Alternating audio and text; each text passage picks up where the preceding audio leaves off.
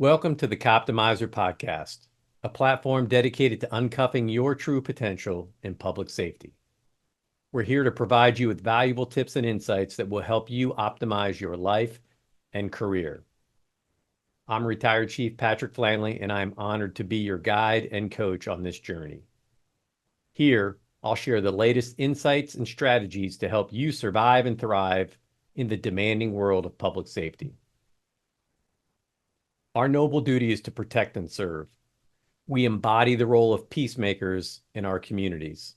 However, this profession's immense physical and mental demands come with a price. If we fail to take a proactive approach for our well-being and lead ourselves first, then the stress from the job can and will lead to poor health outcomes. We have all seen it play out. Not only does this impact our professional and personal lives, but it also affects our ability to fulfill this sacred duty. Like many of you, my journey has been filled with tremendous challenges, with highs and lows. However, through creativity, experience, and a positive attitude, I successfully managed over 30 years in law enforcement, emerging healthy and happy. Now, I am driven to share what I've learned to show you that the path is not all doom and gloom.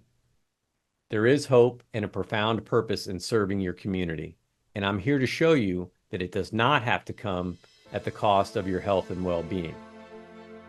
Join us as we explore cutting-edge research, interview top experts, and share inspiring stories of transformation.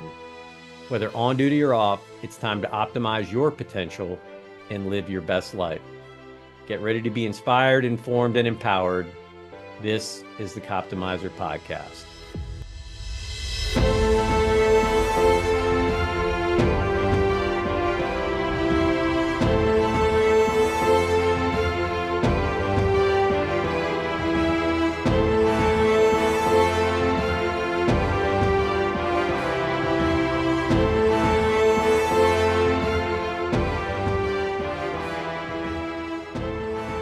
Greetings all. Welcome back to another episode of the Coptimizer Podcast. And I say this every time, but I'm always excited. Got another great guest, and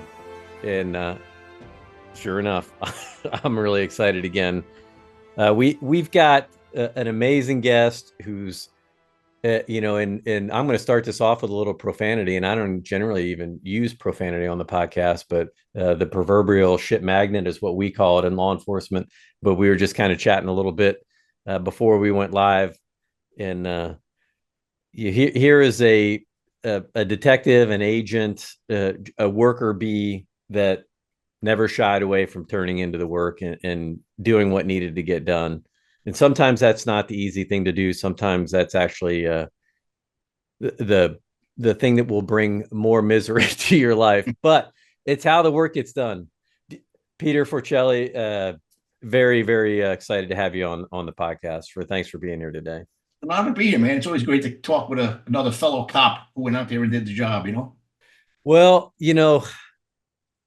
you've been involved in a ton of stuff, and from being a street cop in New York, which we'll come back to in a second, moving on to the ATF, your work in the Phoenix area, Operation Fast and Furious.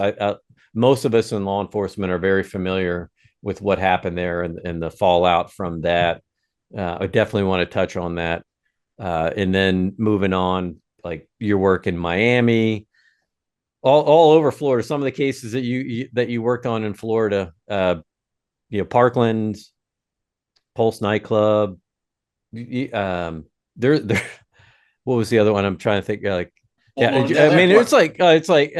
just like a laundry list. We'll never get it. We're not going to be able to get into all that today. But on top of all that, this being the Coptimizer Podcast, cop optimization. One of the things that we really like to touch on with leaders and practitioners is really what are the long-term consequences of working in a high stress environment if we don't manage ourselves carefully, or if we don't pay attention to that. The goal is we want to hire healthy, retire healthy, and optimize that time that you're working there. And For our generation, it was, these things weren't really discussed. How you took care of yourself, how to manage yourself, organizational policies and resources were never really geared around wellness and performance optimization. It was really just it was just a grinder. It was just always the meat grinder. You show up, you do the job, and what as a profession, I think we sadly, we would chew people up and spit them out, and then it was always the next person up kind of mentality, because we had this long list of people begging to get into the profession. And now that we're in this reckoning period where there's no longer the long list of people begging to get in, it's flipped. It's the other way around. Organizations are going out and begging people to come do this job. Now I think now it's really important time to have conversations like this, but also, I don't like it to be doom and gloom too, because the job is so much fun, and you get to make an impact. You get to do some really cool things, and you've done some cool shit, and you made some great cases.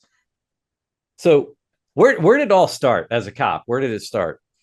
Well, look, I wanted to be a cop because I falsely thought it was going to be exciting all the time, because I watched all those TV shows, Starsky and Hutch, and all the shows of my, childhood. Nice. And I thought it would be cool. And once you get on the job, obviously you realize that there's something that they don't show in those TV shows, and it's called paperwork. So you realize, there's times where you're really excited and out there doing fun stuff. And then there's a lot of times where you're just sitting there writing about all the stuff you did, and it's a pain in the ass, but you still have to do it. I cut my teeth. At age 20, I started the academy in New York. I took the test. You just talked about the long line. I took the test with 60,000 other people. And back in those days, an NYPD class averaged around 1,200 people. So I went in January of 1987. When I graduated, I was assigned to the New York City Housing Authority Police Department. We all took the same test. You found out where you're going when you got sworn into the academy. I wanted to be an NYPD cop. So I wound up with the housing police, where we walked the beat in the projects on foot, sometimes alone on the 4 to 12, or sometimes even a little bit into the midnight shift. And you learn how your gift of gab is the most important tool that you have. And looking back on my 35 years in the profession, that's the time I missed the most. It was really just being out there, just dealing with people. So, did a few years walking the beat, got into a sector car, which was, you had to be kind of earn your spot in the sector car. Finally was able to do that. Eventually went into anti-crime, which is plainclothes patrol. You're doing patrol work, but you're not in a uniform. You're dressed like we're dressed today, like you're going to play softball or to a barbecue. But got invited to go into the detective bureau, went in and enjoyed that for a couple of years. Then Giuliani came in and merged the department. So I wound up in the NYPD at that point. I was already in the detective bureau. Did about 1 year in the 47th precinct, which was a great year to be there, because that's the year that precinct led the city in homicides, and 110 murders in 1 year in one precinct, which is kind of appalling.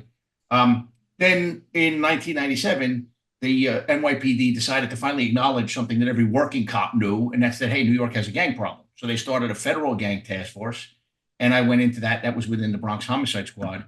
And that's when I started to work a lot with the feds. Did a lot of work with ATF, did a lot of work with DEA, great folks there.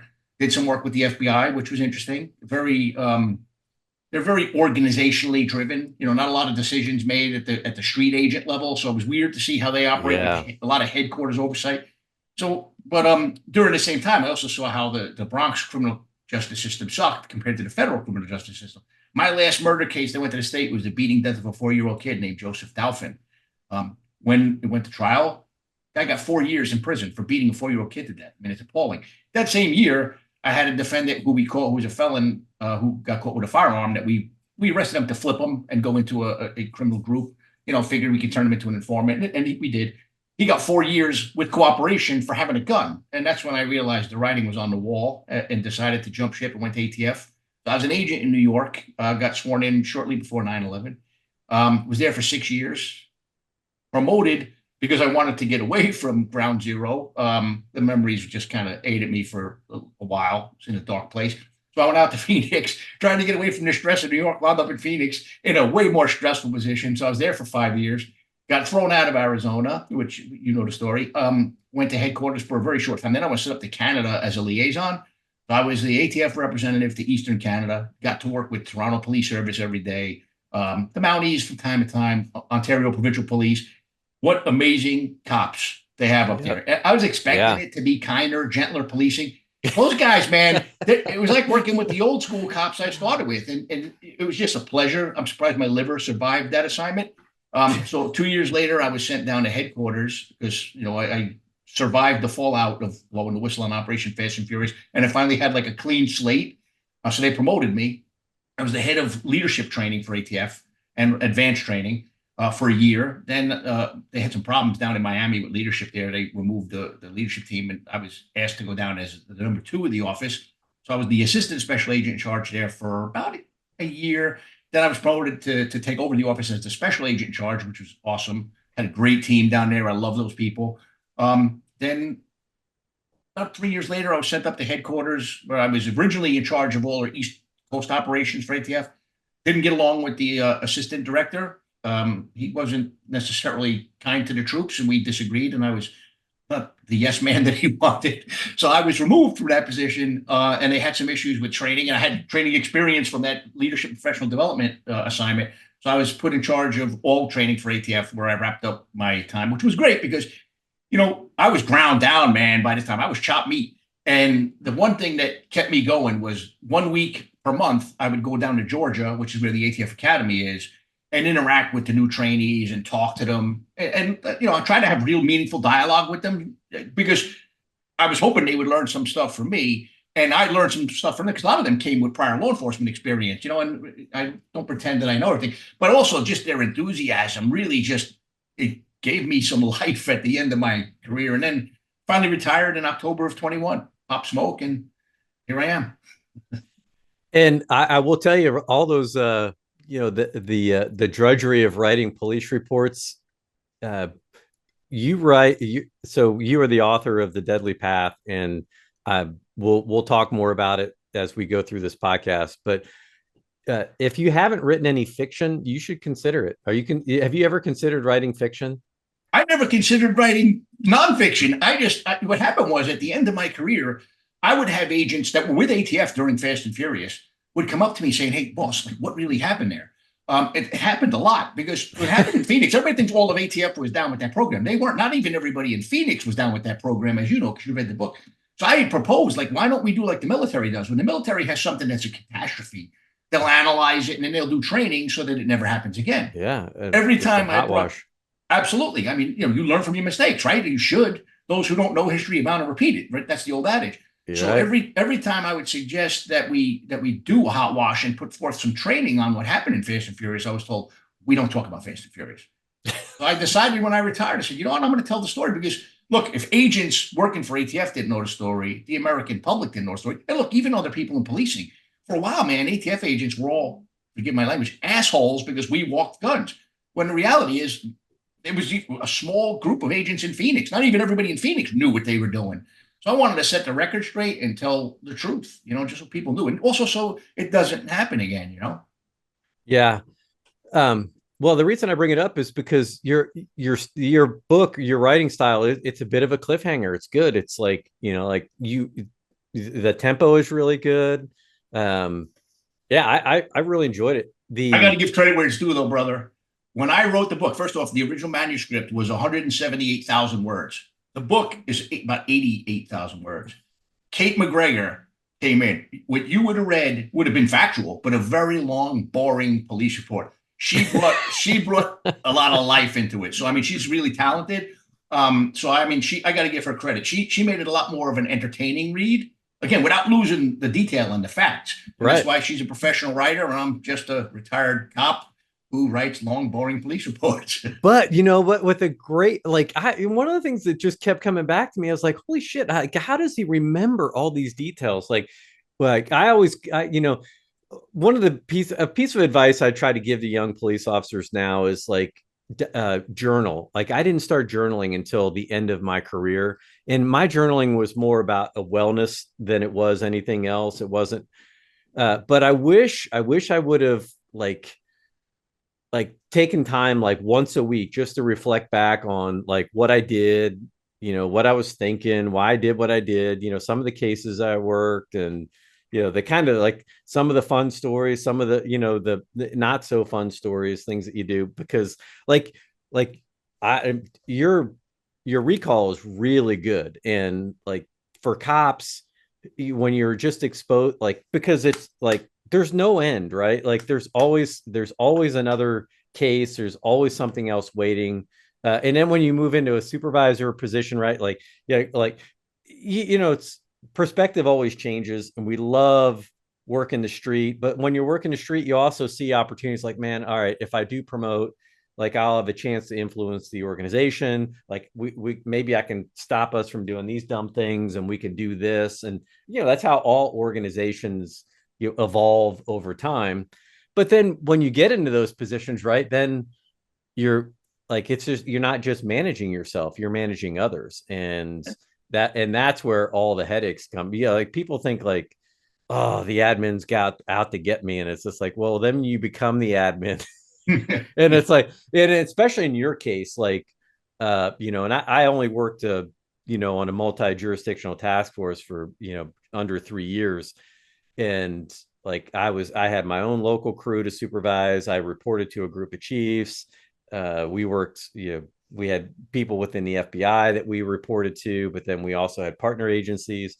But I will say, right, like we always had just locally, we always had great relationships with the ATF. Some of my, I probably some of the easiest, partners that we've ever worked with, because, yeah, like you mentioned earlier, every Fed agency has, they just have a different personality to them, and, a different tempo.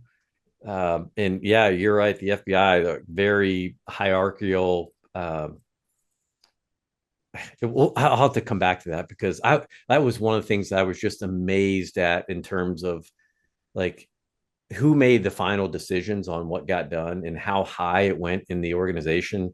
Like, as a street cop, like, man, even as a street sergeant, if I had police officers calling me and asking me, hey, I've got this drunk guy on the side of the road, he's been stumbling around, he's been in 3 fights, and he's really causing a problem, I'm thinking about arresting him for, for disorderly conduct and public intoxication.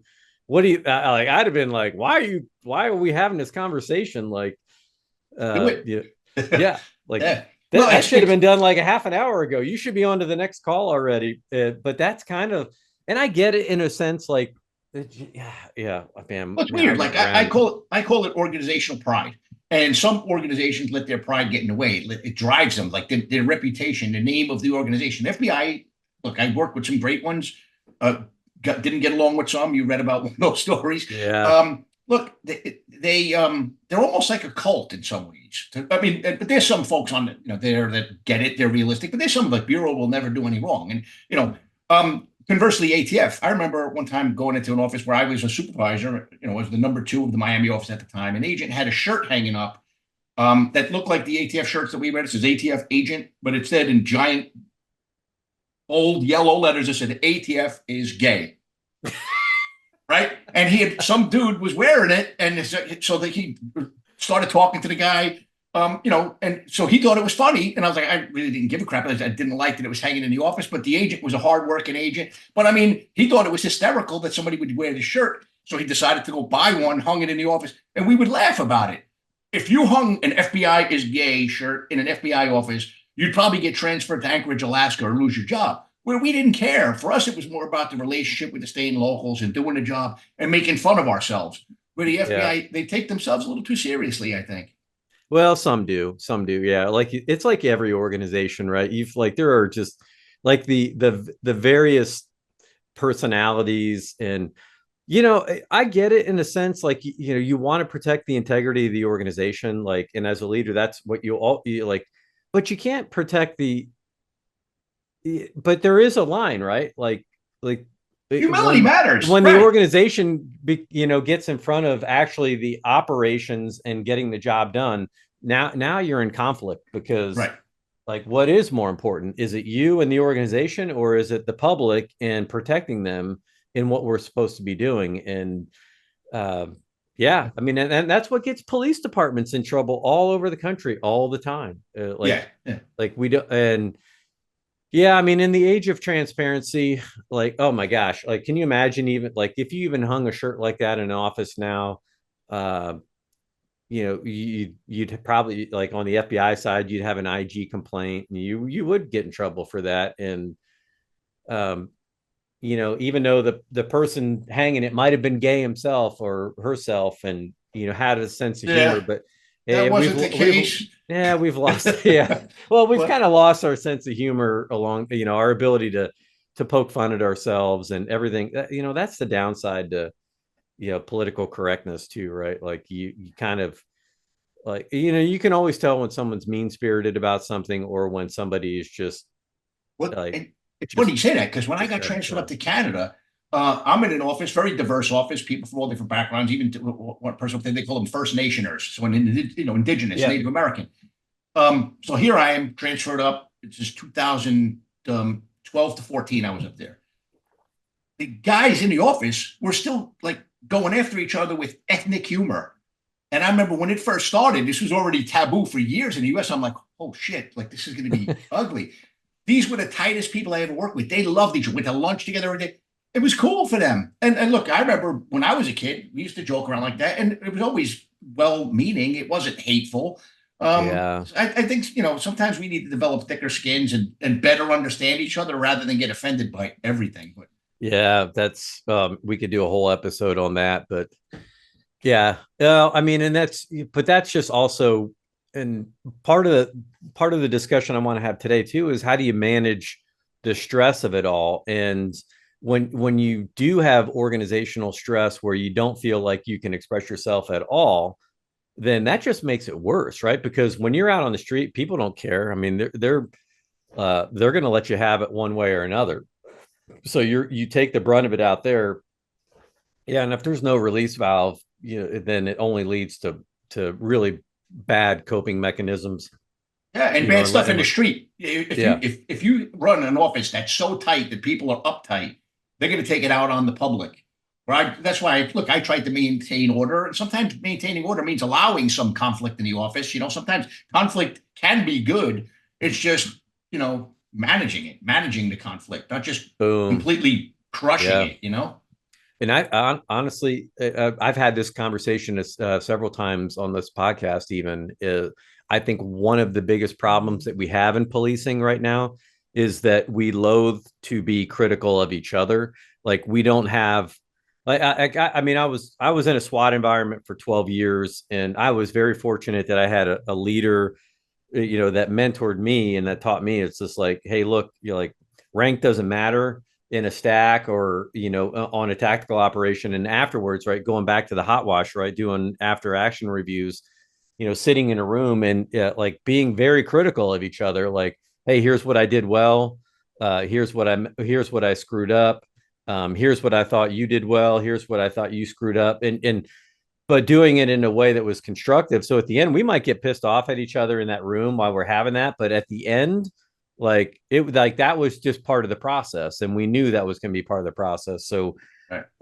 you learn not to take things personally, but you also learned, more importantly, like you have to verbalize, you have to tell people what you see and what you feel and what you think, so they know the same about you, so you don't screw up, right? Right. Because Right. that's like you don't want to screw up a case, but more importantly, you don't want to screw up where someone gets killed because you were too afraid to say something. And we just like as we see this, weak supervisors in any organization that do not want to have difficult conversations with their subordinates and with their bosses. Like, what's left unsaid, only boils, and simmers and creates animosity. So you're like, yeah, you're better off just say it. Like, Oh yeah, yeah. And look, I work with plenty of people who are open to, look, you got to be able to accept your mistakes. And I think if you're willing to discuss the mistakes that you make, people will respect you for that. But look, I work with plenty of supervisors who were very good at kissing up and kicking down. That's one thing that I never really liked in the profession, was those political operatives who really never did the job, and they were really good at kissing ass, and they moved up. And rather than you just be grateful that they promoted and try to, maybe do a better job at that next ladder rung that they've just grabbed onto. Instead, they kick down, forgetting where they came from. That to me is just the worst kind of leadership. Yeah, well, and and that I think the way you describe it in your book too, just going back to Fast and Furious, that's exactly like just me reading between the lines. That's part of the problem is like there was clear friction, there was clearly things that were going on, and that the people at the right levels just weren't having it out. They weren't hashing it out the way that they needed to, and the guy on the street that's trying to make the case is the men and women that out there doing the work are the ones that are getting stepped on, right? It's the pressure on their necks, just because other people want to go along to get along. And I think we're all guilty of that at times. Like I know I won't speak for others, I'll just speak for myself. It's kind of like you had to pick your battles, right? Which mountains you were gonna fight on, and which ones you weren't. Right. But the key word is pick a battle. See, mentioning Fast and Furious, the guy who ran the Phoenix office during and before Fast and Furious, he got there shortly before I arrived in Phoenix. Genuinely one of the nicest human beings I ever worked for. He wasn't a kiss up, kick down guy. He was just nice all around. He treated the people there well, but he refused to engage in difficult conversations, whether internally or externally.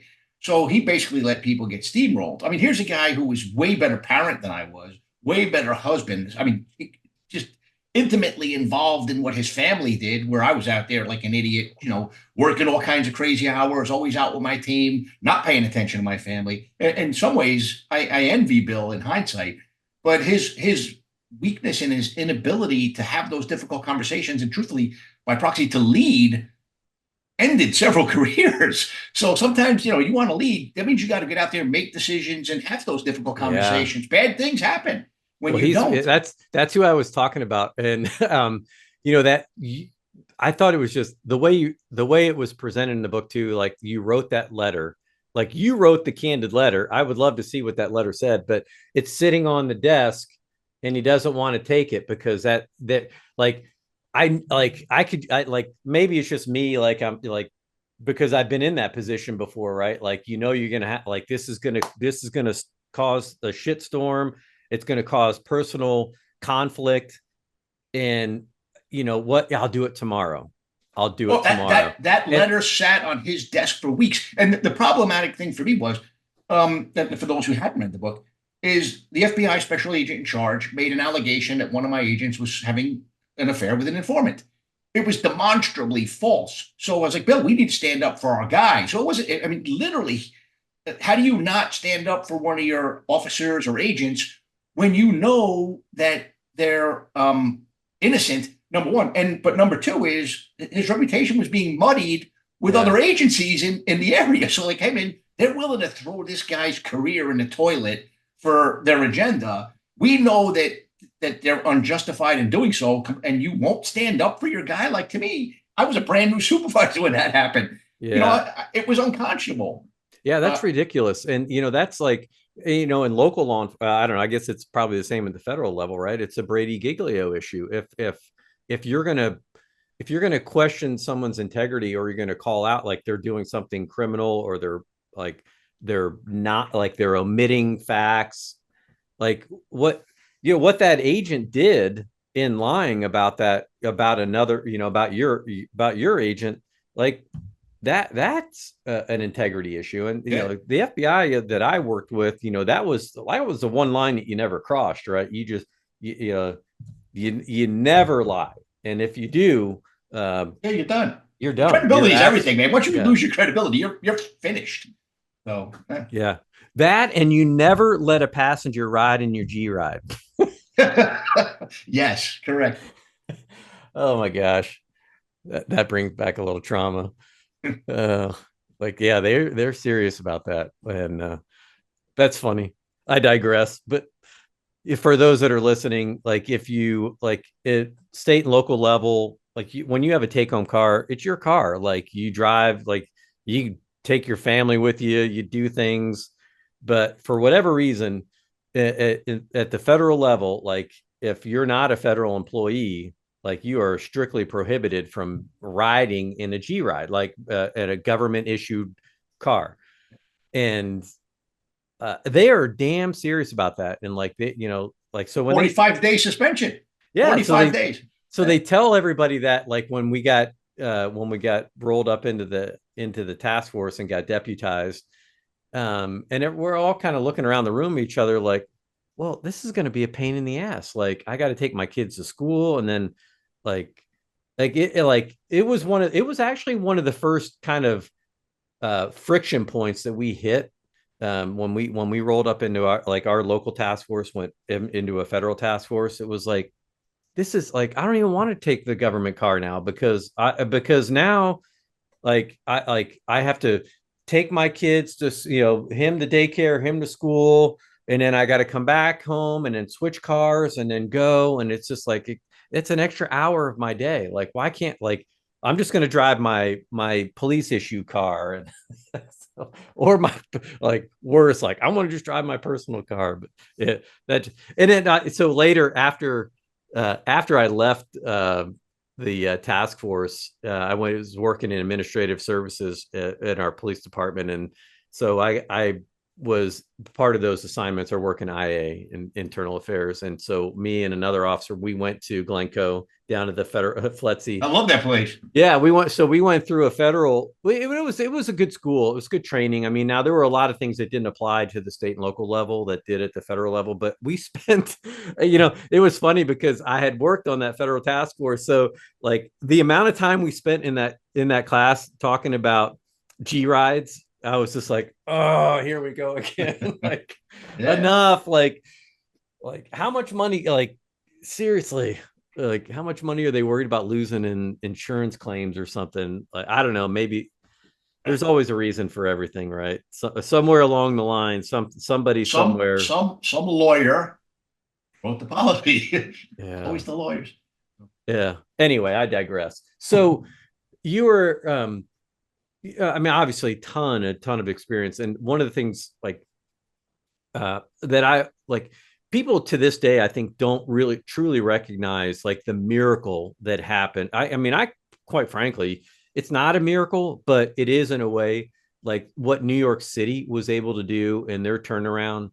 Like you guys, yeah, I mean, what, 3,000 homicides a year in during the crack epidemic years, and then when rolling into the mid 90s, Jack Maple, Bill Bratton, and Comstat, and just, really, it was really, and I went to a training class with a couple guys from NYPD who were there when that whole transformation was occurring, right? And I won't say any names, but he told me a story. He was like fresh out of the academy, all full of piss and vinegar, wanting to go out and arrest people and arrest bad guys. He's working a night shift, and he gets with his partner, who directs him to drive to a certain part of their beat, pull into an alley, back down into this alley, shut down the lights, and then he leans back in his seat and just says, hey, if we get a call, wake me up, otherwise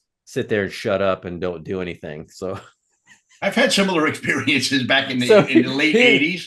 Yeah, he was just like, what? Like, I'm going to sit here all night and watch this guy sleep when we should be out fighting crime. And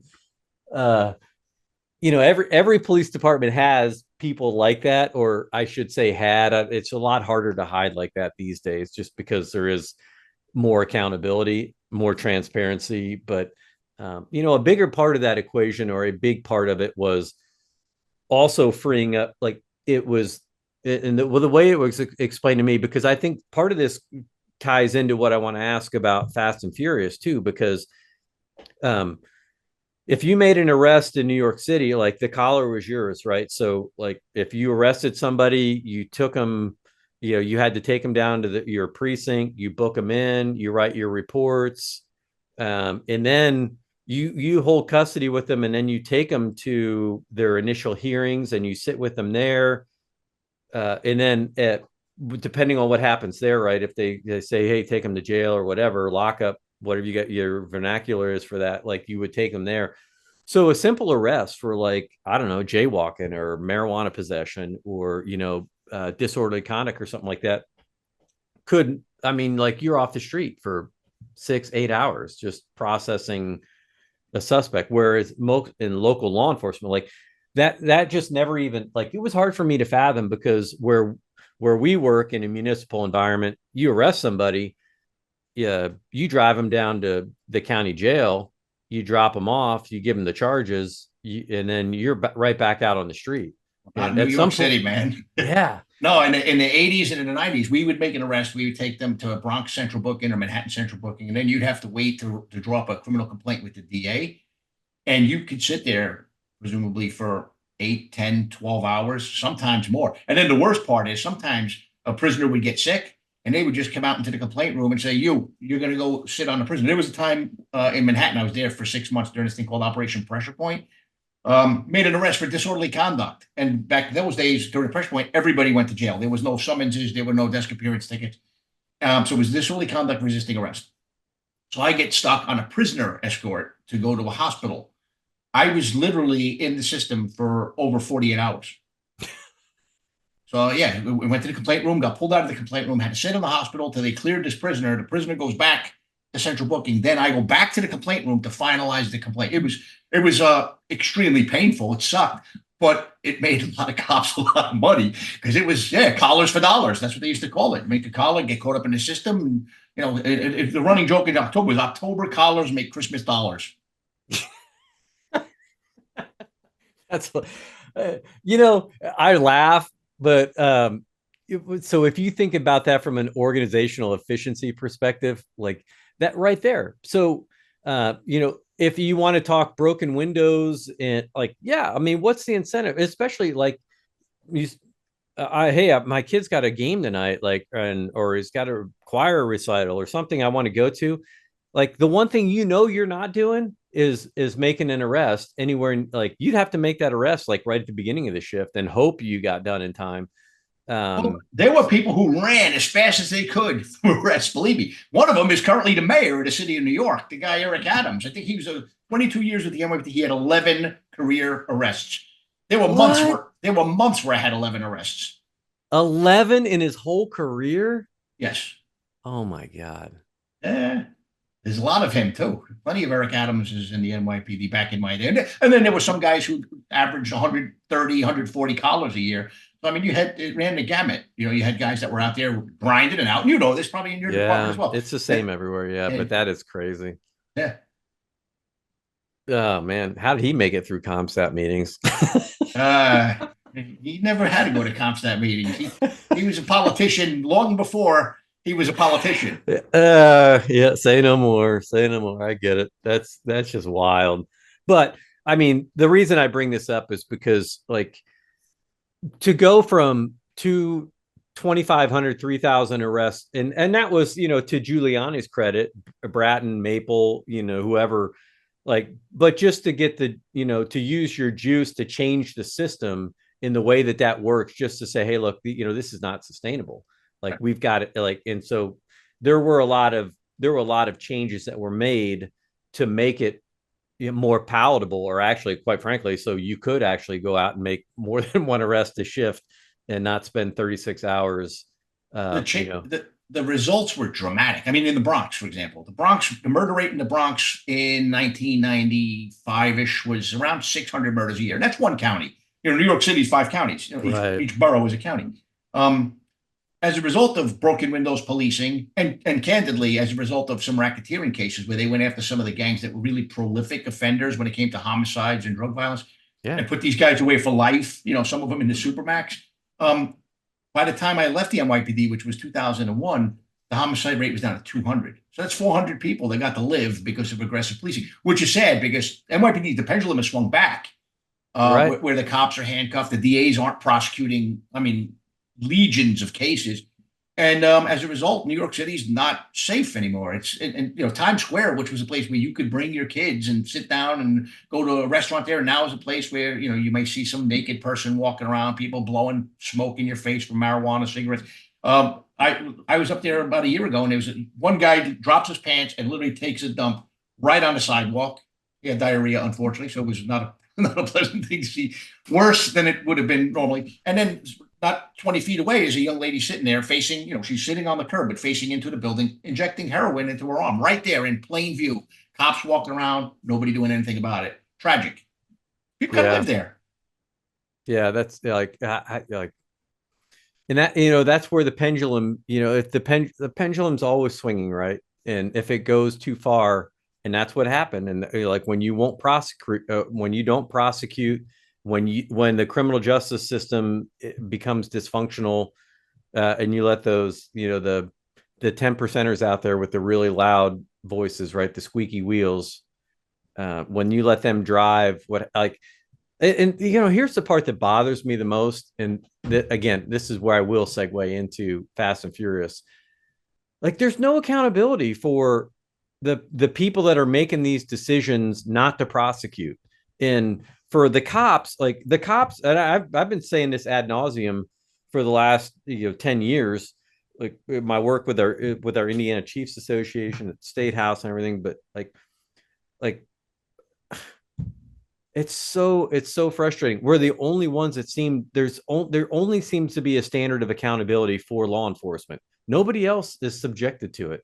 And so when you start talking about, and you guys did it in New York City and other places, right? When you remove qualified immunity, and what people fail to realize is like, well, your state representatives, your state elected officials, they have full immunity. Your prosecutors, the people that are making the decisions have full immunity, and yet they're going to those that have been granted qualified immunity, and now we're losing that protection. And I would never work anywhere where I didn't have those protections. No, and people don't know. That's the problem. That most people in the general public don't realize qualified immunity only protects you if you're acting in good faith and you're following the law, right? And in many instances, your agency's policy.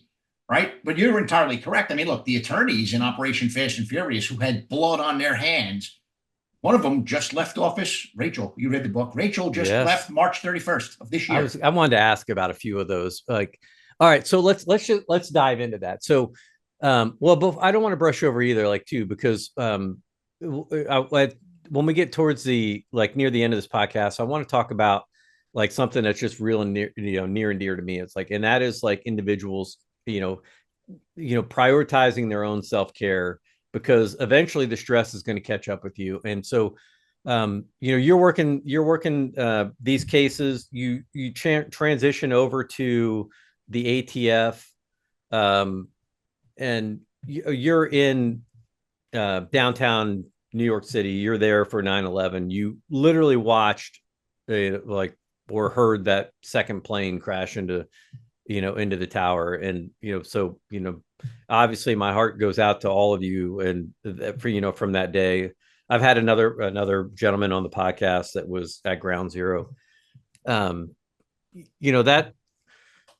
That it's hard to see something and experience something like that. I mean, that's just and then just kind of move on with life. I don't. You don't necessarily really move on. 9/11, when the South Tower fell, I was there when the South Tower got hit by the second plane. When the South Tower fell, I was across the street from the South Tower. I was in front of a store called Century 21. And I look across the street. I just found 2 ATF agents that I was sent there to bring back because no one showed up when they were supposed to show up. When there's a fire drill, there's a muster location where you can count heads. No one showed up to count heads. So I was sent to go round up the ATF people and send them back to 90 Church Street. And I looked across the street and I see a bunch of NYPD ESU guys, Emergency Service Unit, which is their SWAT team, but they're also a rescue team. So they had Scott packs and whatnot. Some of them are carrying tools. And I recognized 3 of them. John Coughlin, he was a sergeant when I was a rookie cop, one of the first sergeants I ever met in the street. Vinny Dans, who I went through the academy with and went through field training with. And then a kid named Walter Weaver. When I was a detective in the 47th precinct, he was a cop. He loved watches. We always talked about watches. I watched them walk into the South Tower, right underneath the South Tower, not the tower itself, because there was a structure underneath. And that's when the tower collapsed. So I literally watched 3 of my friends walk into the building. I ran north on Church Street. I got hit between the shoulder blades with something. I hit under a fire truck till the dust cloud settled a little bit, then ran. But I knew they died. And I lived after that, kind of guilty. Why am I here and those guys are gone? it bothered me. That's one of the reasons I left New York, was I couldn't. The U.S. Attorney's office, which is where I did most of my business, was about a quarter mile from ground zero if you drew a straight line to it, and I just couldn't bear driving there anymore. For 6 years of just, feeling guilty about living, just really sucked the life out of me. So I thought I could get away from those memories by leaving New York. Didn't work, but Yeah, very very now the other gentleman that I had on the podcast, like he's very candid about his mental health, and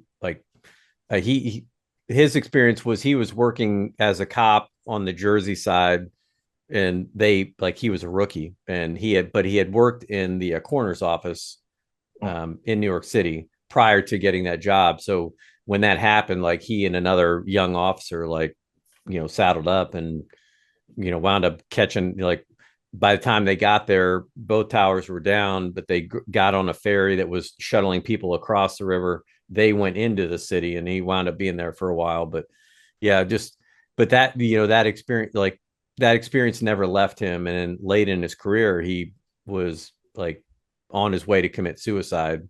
And it's a whole nother story. But it was, for him, it became really close, and he wrote about it and is very candid in his book, and is going on to do great things. So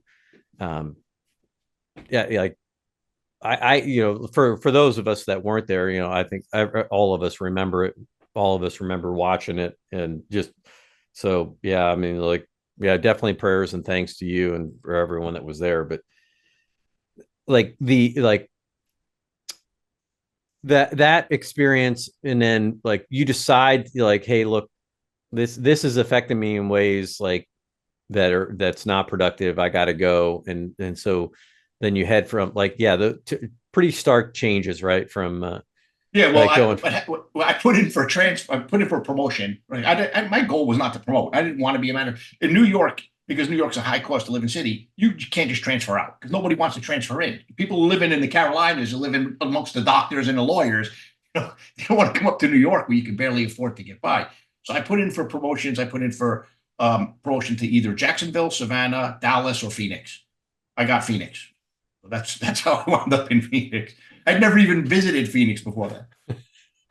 I was just there last week. Yeah, Phoenix. I've done a lot of work with Axon over the years. So, I'm what they call an Axon ambassador now. So I do work with Axon. So I do get out there from time to time. But Phoenix is a wild place. Coming from the Midwest, when you go out there, it's just everything is so hot, so it's so dry, it's brown. In the Midwest, everything is green. But from a crime perspective, actually another person I've had on the podcast, Eric Miner. David Perez was the officer from New Jersey, by the way, and his book is fantastic.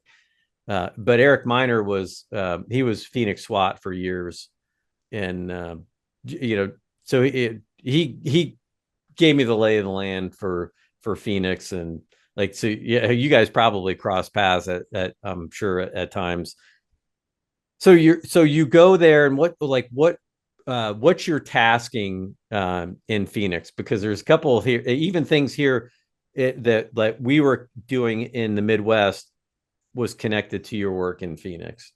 Well, we had two remits. I had two agents that specialized in Aryan Brotherhood and Mexican Mafia. Basically, they worked with Phoenix gang unit, and they went after people who were recently released from prison who reoffended. So that was their bread and butter.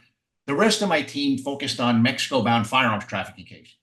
And it was weird because when I was in New York, I had an office in the U.S. Attorney's office. We did so much work with them, so many different variety of cases where, again, like I said before, we would go after people that possessed guns illegally for the purpose of flipping them and using them as cooperators to go after bigger and better organizations. And we were pretty so successful at that. And I don't bring it up to brag. I'm just bringing it up to say I had a lot of experience doing gun cases when I got to Phoenix. Once I get to Phoenix, man, I'm watching my agents do the same things that we were doing in New York, stopping cars, asking questions, getting confessions. And I'm watching bad guys basically get let go because the U.S. Attorney's Office is saying, hey, let them go, we'll prosecute it later. Let them go, we'll prosecute it later. So I watched that, and at first I'm like, this doesn't sit well with me. But it just continues and continues. And then we had an informant who worked in a gun shop who tipped us off to a lot. He wasn't the owner of the gun shop. He tipped us off to a lot of really suspicious transactions. CI 921. 921, yeah. Right. So what happened is I get a call from Rachel Hernandez, who was the chief of the gun unit. She's pissed off. She actually called my boss. So I get summoned up to the 9th floor where I sat down with Bill, the guy who ran the Phoenix office. And Rachel comes over with her boss and basically tells us that, hey, man, CI 921 is full of shit. We're not going to use him anymore. He has no credibility. So I was upset. And again, I'm kind of brand new in Phoenix. I hadn't really had a lot of contact with this informant. So I was upset with my people at this point because I'm like, hey, man, I worked with the U.S. Attorney's Office in New York. And I know that, you need to have a good relationship with your prosecutors.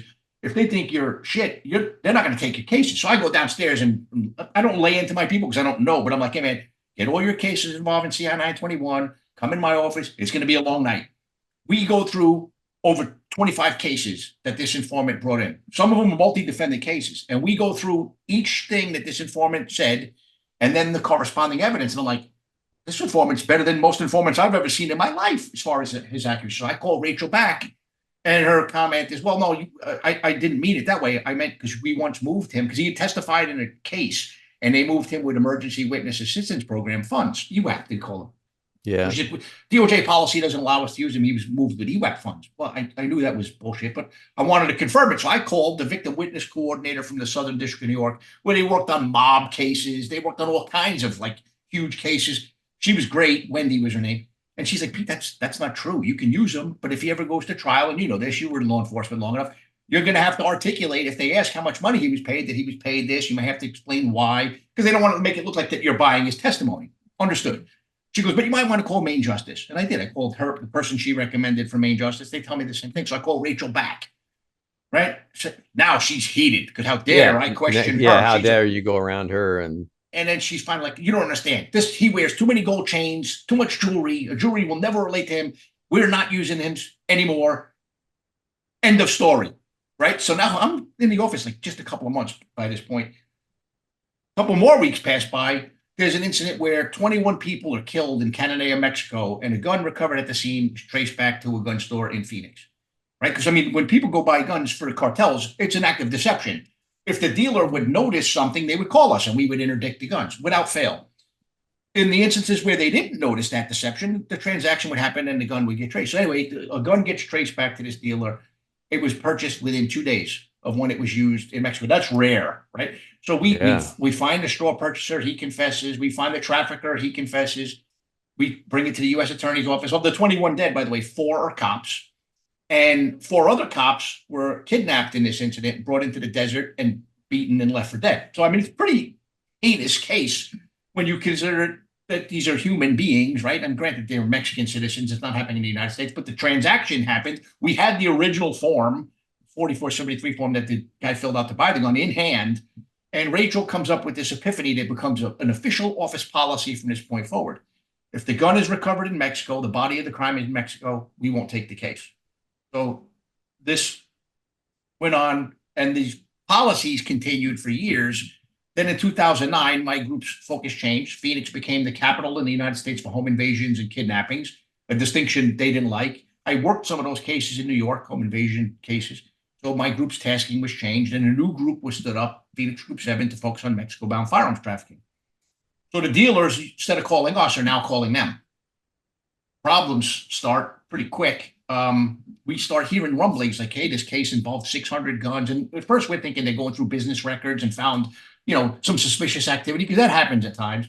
But what we later learn is that they were watching these transactions happen. The dealers were calling them just like they called us, and they weren't stopping the cars. They were instead letting the guns get trafficked into Mexico to let them arrive at scenes that they could tie to cartel activity, trying to figure that they could take down some sort of a cartel trafficking network by putting pin maps, but anyway, while this is happening, the dealers are like, hey man, why are our guns all of a sudden getting traced? Like when the other guys were working with us, we'd call them, our guns didn't get traced. We didn't have to trace them because we saw them leave the store. The trace only tells you what store the gun was purchased at. Anyway, in December of 2010, Border Patrol agent named Brian Terry, patrolling Peck Canyon, comes upon a group of bandits that rob other drug couriers, and he gets shot and killed. He bleeds out. Horrible, horrible. And an agent from that group, and they were located at a different site, so we didn't know what was going on there. he blows the whistle to Senator Grassley's office saying, hey, people in my group are walking guns. And this is the first time we're hearing about guns actually walking. And we're like, that's probably bullshit. No way ATF agents wouldn't do that. But anyway, we're starting to hear water cooler rumblings that, yeah, they let some guns walk. We didn't know at the time it was over 2,200. And then at one of our supervisors' meetings, Bill Newell, the guy I spoke of, nice guy, who wouldn't engage when they wouldn't indict all of those targets that we stopped. He didn't want to have those uncomfortable conversations. He literally comes into a meeting and he's like, hey, word of caution to everyone. You might want to stay away from John Dodson. I'd steer clear because the U.S. Attorney's Office is thinking of indicting him. And I'm just sitting there like, wait a minute. My blood pressure went through the roof. Like, all of these years, they wouldn't indict all of these cases. We could take some to the county, but some we couldn't. So that meant people went free. They wouldn't indict those cases, but they're going to indict John for blowing the whistle. I went home that night, had a conversation with my wife. I said, hey, man, I don't feel good about this. And I'm thinking I should call Grassley's office myself to explain that this really was happening from what I'm hearing. Yeah. Her response to me was pretty compelling. She's like, if you don't call them, you're not the man I married. So I guess the pressure's on now. Good right? for her. Yeah. So I did. I contacted them. And then a few months later, I got a subpoena to testify in a deposition. And I did. And then after that deposition, literally the deposition happened about 8 blocks from my office, but I'm cheap. So I parked at the office because it was free and then walked to where they had the deposition, which was at a hotel. And so the deposition lasted like 6 hours roughly. And as I'm walking back to the office, my phone rings and it's someone from the U.S. Attorney's Office who I laid out at the deposition. I told them everything, to include about the Kingery case with the grenades. And the USA, who was a good guy, because some of those prosecutors wanted to do their jobs. The same thing. They're following their boss's policies that they didn't agree with. And basically tells me, hey, man, everything you said in that deposition was relayed to the United States Attorney, which was an Obama-appointed, Senate confirmed, federal law enforcement chief officer for the state of Arizona. So he's like, you better watch your back. Okay, so that's not good. I later found out it was Senator Leahy's staff that leaked it to him. And then the next morning, I get another call from a different prosecutor. Again, some of them were good people saying, hey, man, we should meet. I got to show you something. Let's grab a cup of coffee. So he met me. There was a Paradise Bakery downstairs from the Phoenix Field Division. And he slides an email across the table to me, and I pick it up and I read it. And it's from Dennis Burke, again, the U.S. Attorney, who his entire staff. And I could almost quote it verbatim, and I might actually be quoting it verbatim, but it said, anyone encountering Peter Forcelli, even if it is running into him having a cup of coffee with his family on the weekend, will report it to me through your chain of command immediately. And at this point, I realized I was a marked man in Phoenix. Days start to pass. I lived in a community that was walled off. Wasn't the fanciest place, but it was nice. You couldn't park on the street. So one morning I'm pulling out of my driveway and there's a burgundy Monte Carlo on the street. And I leave and they follow me. I make some unusual turns. They follow me. I go into a gas station. They pass, they stop, they park, they watch, I fill up. And I'm like, wow, okay, this is pretty shitty. I'm being surveilled. Well, still to this day, don't know by who. The following day, it was a different car. There was one time I went with my wife to a cheesecake factory and we were sitting down and you know how some restaurants, they have like a booth kind of seat that runs the entire length on the wall. And then on the other side, there's chair. Me and my wife are sitting, cop, sit facing the door. I'm sitting against the wall. My kids are sitting. My wife's next to me. These two guys sit down like within eyesight of us and just stare at us. And the waitress goes over to them. They order coffee, nothing else in the Cheesecake Factory. And my wife's like, why are these people watching us? And we literally just threw money down, paid the bill, got up. We didn't even get our food. And it's at that point, man, it's just like realized it's really shitty. I guess they're trying to see if they can get me to shut up or trying to see if they can get me leaking a document or something, which I never did. And then in June of 2011, it was the actual hearing, which was, televised on C-SPAN, although nobody watches C-SPAN, right? But there was the politician. Just a little aside there, just so you know, C-SPAN originated, the office for C-SPAN is about a half mile from my house here. Oh, wow. Yeah, it started at Purdue University. There you go. I didn't know that. So, but yeah, that's the hearing where the politicians ask questions. And that was more like people grandstanding and asking, they were either pro-gun control or anti-gun control sort of questions. And so while I was testifying at this open hearing, the chief of the criminal unit from the U.S. Attorney's Office in Arizona was in ATF headquarters telling the director and all the command staff that I was perjuring myself. Thank God that some of the stuff that I spoke about, because I spoke about all the cases they declined, some other things, it's all memorialized somewhere. Right. You know, but I mean, the Department of Justice OIG moves at a glacier's pace.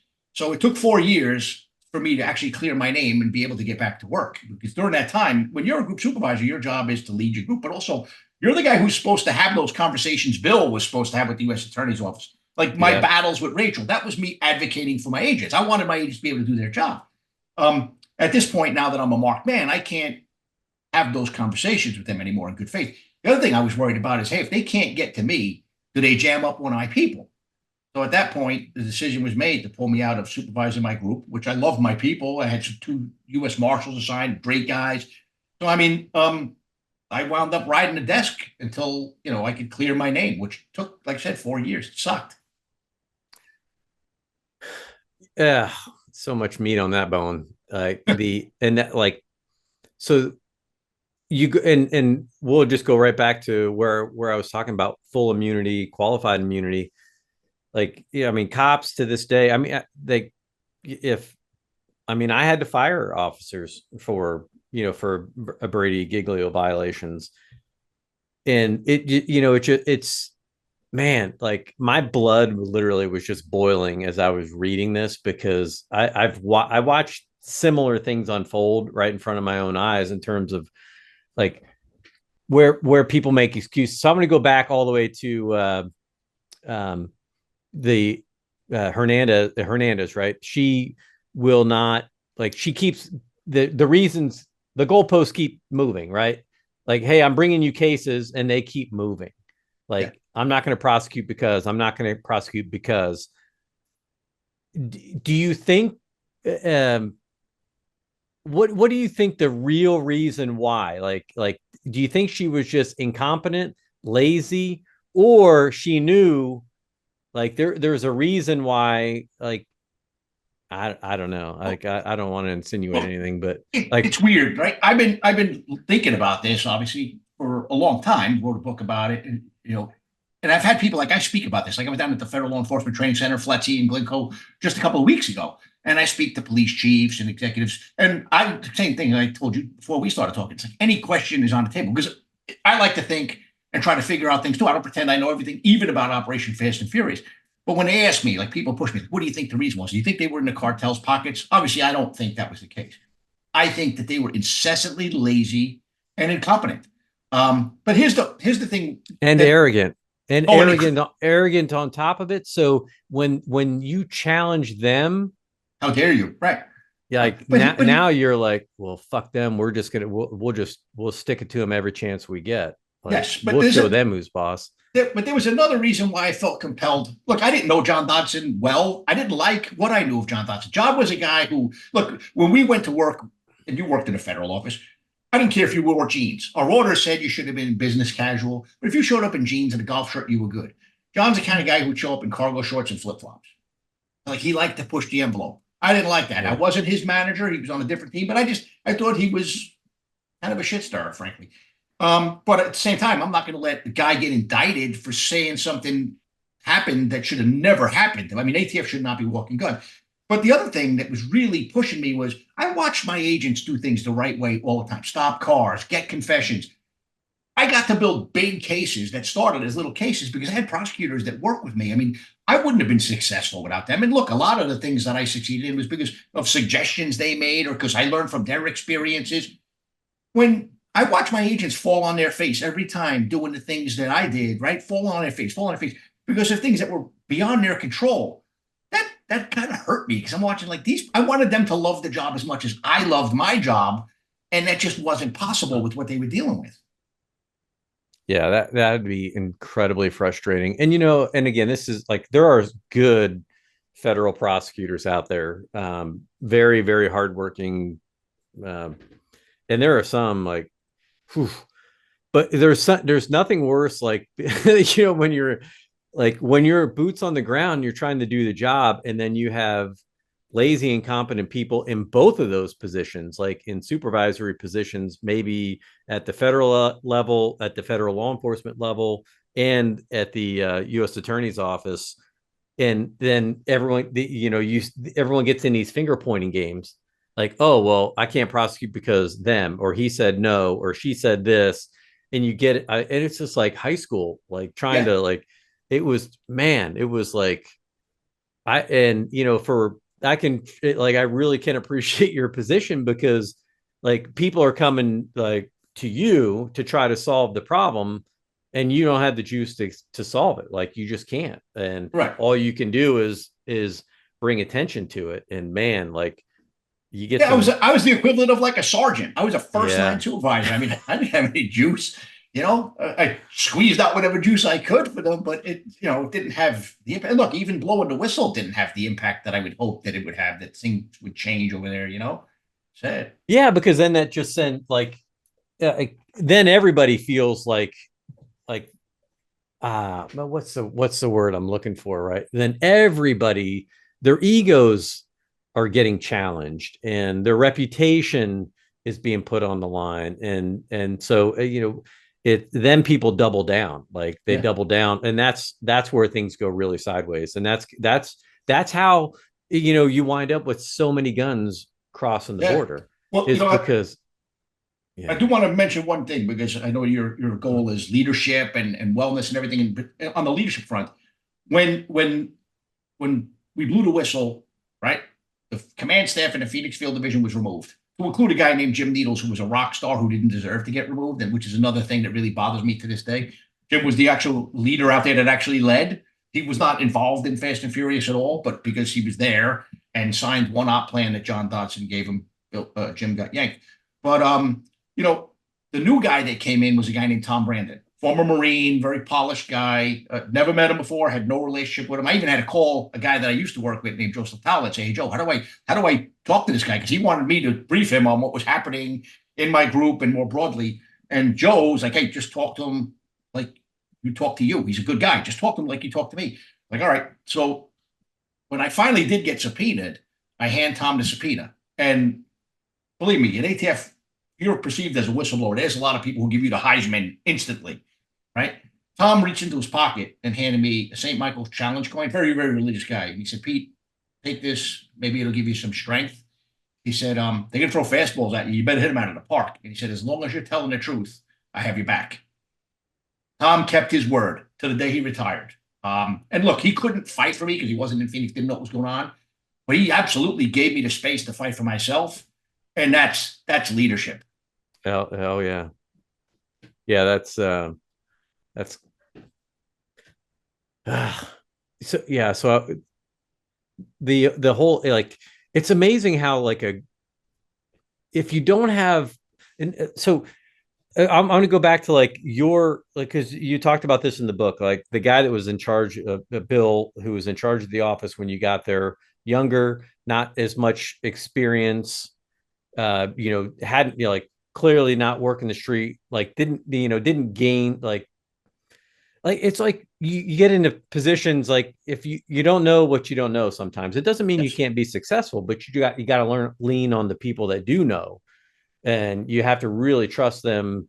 uh so this is kind of like, I see this happening in law enforcement now, and it's been happening for the last 10 years really, is we like, because of all this external pressure on a lot of stuff that just frankly is just made up on lies, like the whole Ferguson, Missouri thing, right? Like people still think like Michael Brown got shot in the back with his hands up, and seriously, if you do like the surveys and stuff that are done, because of the media and the amount of information and misinformation that got put out there on that case, like we have lost a lot of experience in the law enforcement profession. Like people have retired out, they've left, they've gone, they've moved on. Younger people, like, and when I was young, like I was cocky, I was arrogant, I was confident, let's just put it that way. I loved doing the job, but there were things like I learned the hard way a few times because I didn't know what I didn't know, and then it's Right. like, okay, now I get it. But when you have a whole profession like right now where we've got people moving into these positions that just don't have the experience yet, and then they don't have the right safety nets underneath of them, the people that do know the job. Like that really concerns me about like where we're going to be even 10 years from now because of this, like the experience drain. Yeah. Man, I'm trying to narrow in on just really one thing because it encompasses so many problems that we're facing right now. Well, let me interject something real quick. I have to give Bill credit where it's due. Again, he was a nice guy, but I've worked for some inexperienced bosses who were not like Bill, and I'll tell you what I'm saying.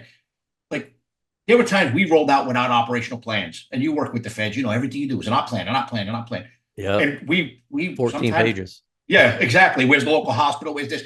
There were times where we'd get calls from dealers, and I'm like, "We're going, just go, we're going." There were no op plans. Bill could have shut that down. Right? Inexperienced guy. He knew. I told him, Bill, we're just running out. Go ahead. I've worked with other inexperienced people because Bill saw the value. We were getting guns off the street that weren't going to kill somebody. They weren't going into the hands of hunters and shooters and people that wanted to protect themselves and their property. These were going in the hands of criminals. So, I mean, he gave us that flexibility, which I think was a strength for him. But I've worked for other inexperienced managers who would have shut that down immediately.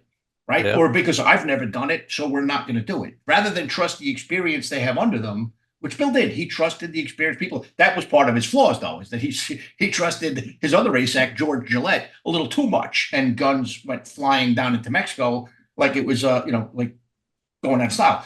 But I remember when I started with the NYPD or the housing police too. Captains were old men with 35 years on the job. Yeah, you never ever saw a 30-year-old captain. Now there's plenty of 30-year-old captains. So you're entirely correct. The experience is leaving in droves. And look, it's the experience that you pull your decision making from. And it's kind of scary where we're at now as a profession. and everything's cyclical, right? Because it's going to come back around. You said it early on. Those who fail to study their history are doomed to repeat it. And bad ideas have a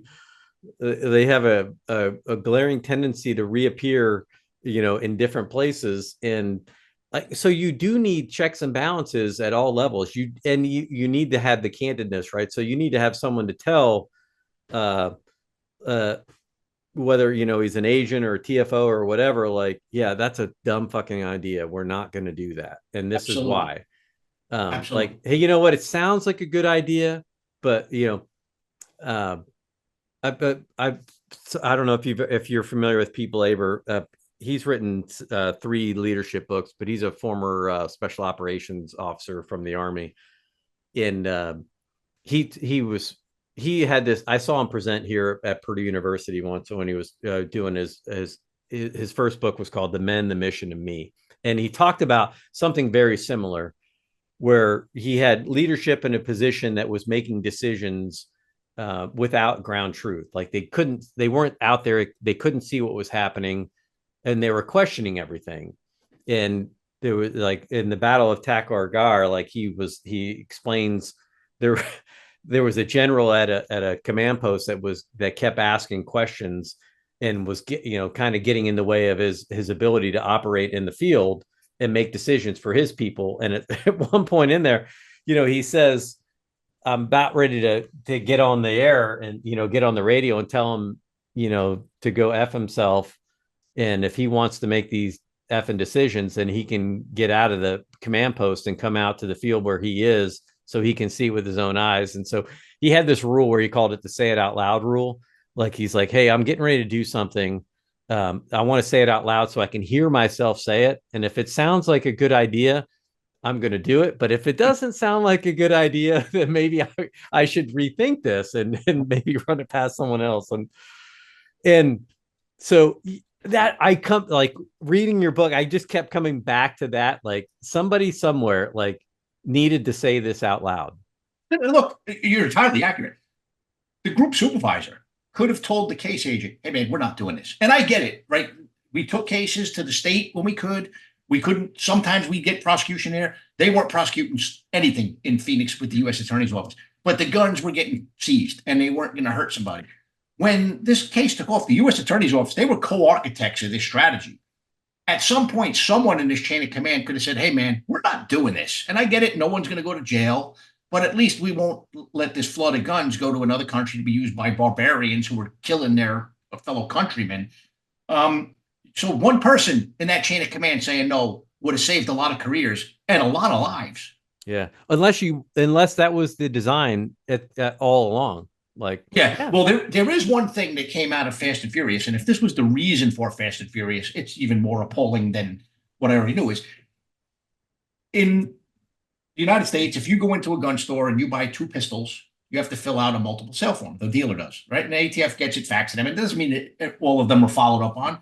In fact, I remember one guy bought 19 Glock 19s in Phoenix. So we called him, hey, man, dude, what's up with 19 of the same gun? Collectors don't generally buy 19 of the same gun. He's like, I'm starting a security guard company. I'm going to, assign the guards guns. They'll have to sign them in and out. And I was like, okay, cool. Good to go. So, I mean, that stuff does happen. But with rifles, there was no such reporting requirement. Fast and Furious led to the creation of this thing called Demand Letter 3, which now, if you go to a gun shop on a border state and you buy more than one rifle, that form has to be filled out. And that was being discussed during the case. So if that was the reason, right, this additional documentation was the reason that they allowed Fast and Furious to continue, what a despicable tragedy. But I don't know what was the driving force. I do know, like I said, that this was something that was going on, started in Phoenix. I know that Eric Holder was briefed on it. They flew to Chicago. In fact, he was going to Chicago for something. He knew about it long before the train went off the tracks. My understanding is the White House was made aware of it. And look, it should have been stopped. But even when this thing happened and Brian Terry was killed and countless Mexicans were killed, Mexican police helicopters shot down with 50 caliber rifles that were trafficked as part of that case, politicians killed in Mexico, no one was held accountable. Right? Some agents were transferred, some were demoted, some were forced to retire. The prosecutors, completely untouched. Completely untouched. That's what full immunity and total immunity will get you. Yeah. But hey, let's not challenge that publicly. Let's not talk about getting rid of full immunity for judges and prosecutors. We'll just hold the police accountable. Right. Yeah. Scapegoats. So when President Obama came to, I think it was IACP in Chicago in 2015. It's at the peak of the heroin trafficking, right? Like things are, really sideways. And guns are like a hawala, right? They're a street currency. And so when there was a little spat that it was going on in between the state of Indiana and the state of Illinois, and the people in Chicago were, because they had these really strict gun laws in Chicago versus where Indiana was a little bit looser. People were going to Gary. Gary was like the place where the Chicago folks would go to have their gun store purchased. Yeah. Right. But he even made a comment right at the national level, like, well, if Indiana wouldn't be sending all of their guns over to Illinois, we wouldn't have this this gang problem and I was just like, what? Did he just say that out loud? Because I'll give you a little inside baseball. In 2013, I was sent to Chicago to talk about the program that we did in New York when we went after those people, like I spoke about before, to flip them. And it was a formal program called Operation Trigger Lock. And some people like to say that had a hand in reducing the gun violence in the Bronx, 600 murders down to 200 murders. And again, that wasn't the only reason that happened. So we went to Chicago. We met with the Chicago Police Department, explained how it worked. Chicago cops like, yes, let's do it. We went to the Chicago United States Attorney's Office. They may as well have been Phoenix prosecutors. They're like, nah, we don't want to take gun cases. Why would we federalize local crimes? So look, and the local DA's office wasn't doing a very good job of going after gun offenders because it was like a revolving door. So it's like, I have the saying, where there are no consequences, evil people will do bad things. Yes. So instead of, this was during his administration. Why not have your U.S. Attorney's Office in Chicago, put some people in jail for a long time, and then folks would realize, hey, this is a bad idea to do this, and they might stop. But no. So, well, they had someone there lined up to become mayor, right? Yeah. Oh boy. So one of the things that would So Gary, funny you should mention Gary. Like Gary is just over an hour north of where I live. In the late 90s or early 2000s, most of our cocaine and our crack cocaine came from Gary. We didn't have a big problem with it, but the cases that we did have, that's generally was the origin for us. And so it was really a Chicago Gary to down to our area connection. And when but there was a shift, right? Like especially when Chicago, Cook County, like they dismantled a lot of their public housing, Cabrini Green, Robert Taylor Homes, they all get shut down. And so like there's this mass exportation of of people. In the end, they claim, I think there was only like 45,000 people that were displaced from A that. lot of people.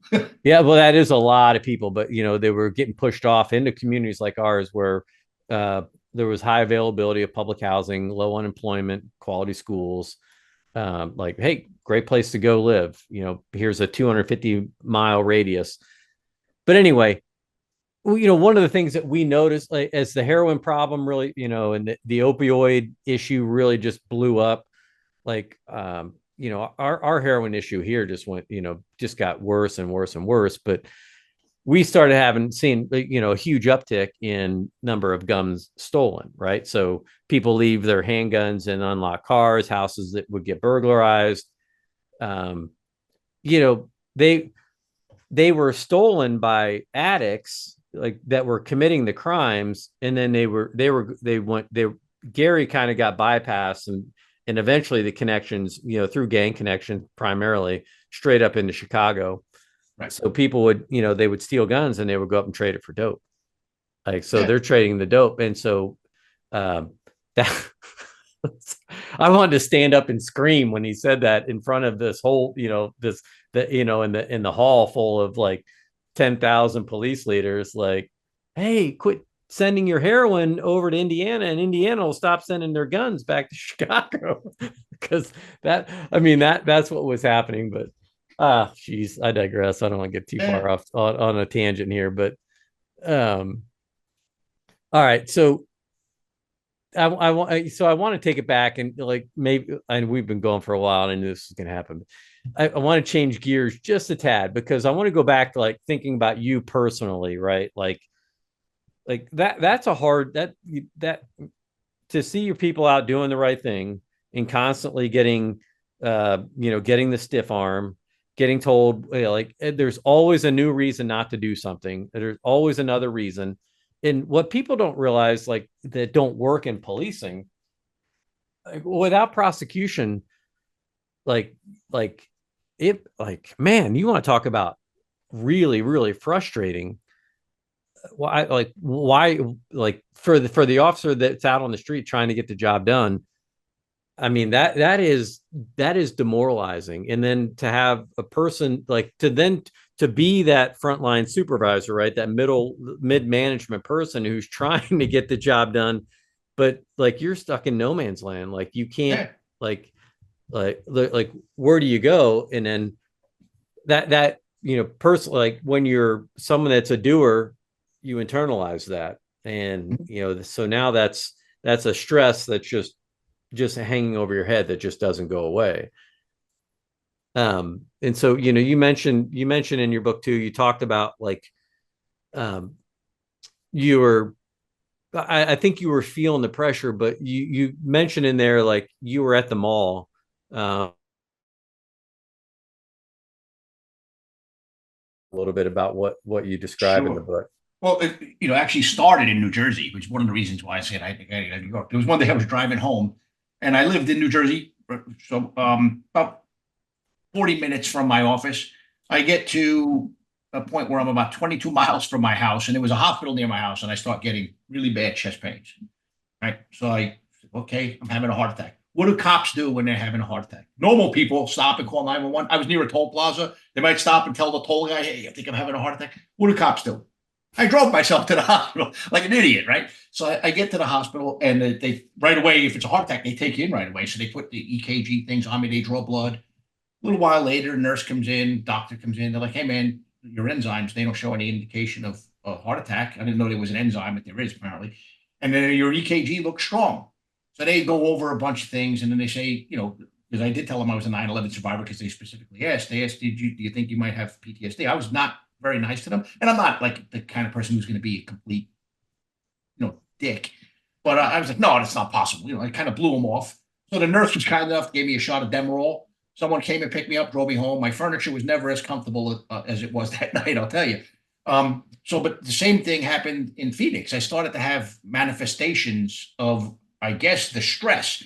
So yeah, if I went into the mall, if it was kind of quiet, I was okay. If there was a lot of people, a lot of noise, a lot of colors, I would break out into like a sweat and have I couldn't function.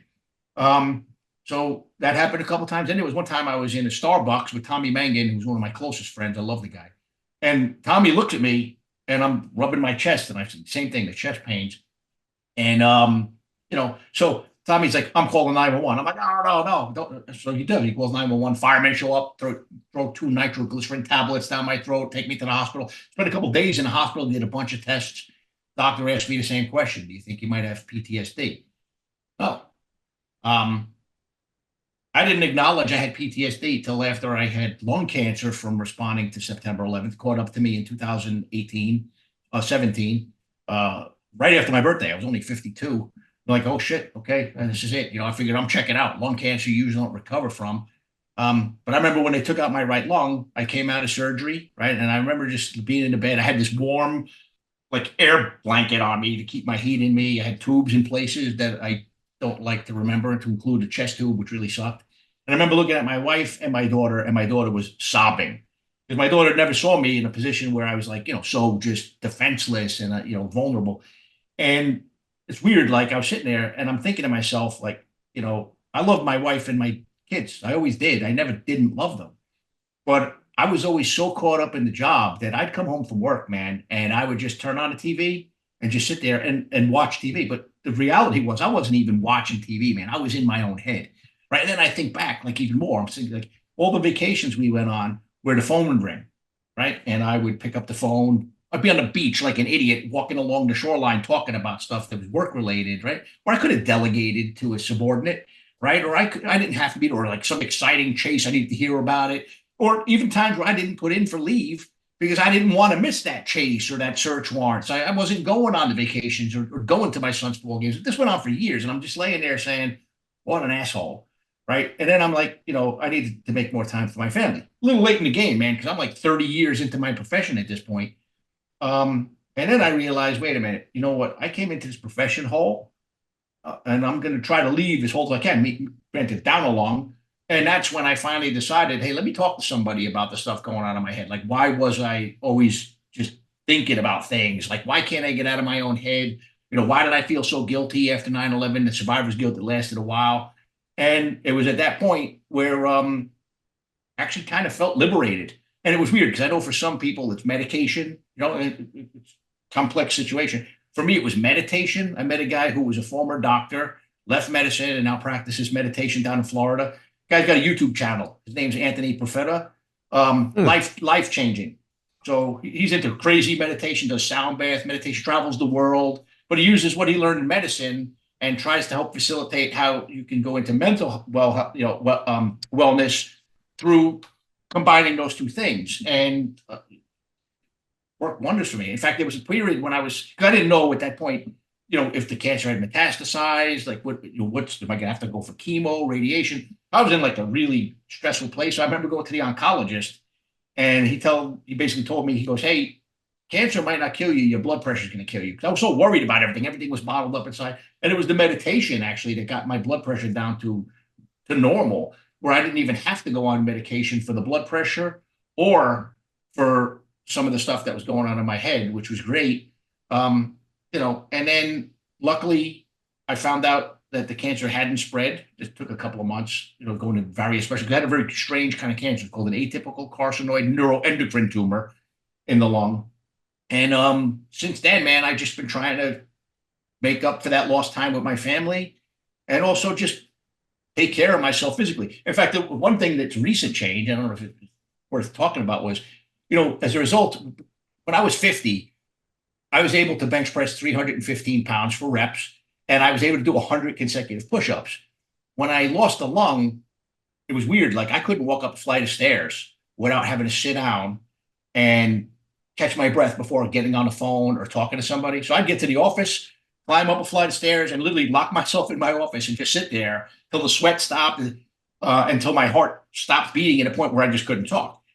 Months later, I got better at it. So a couple of years back, I actually did the Tunnel to Towers run, right? And then that's like 3 years ago. I did it with my kids, my son and my daughter and my son-in-law. And then this year, I finally realized, and I figured, why bench press? If I can't bench press 300 pounds, I'm not going to lift weights. I hadn't lifted a weight in 7 years, and finally decided to get back into lifting weights just to be well again, just to do the things that I once enjoyed.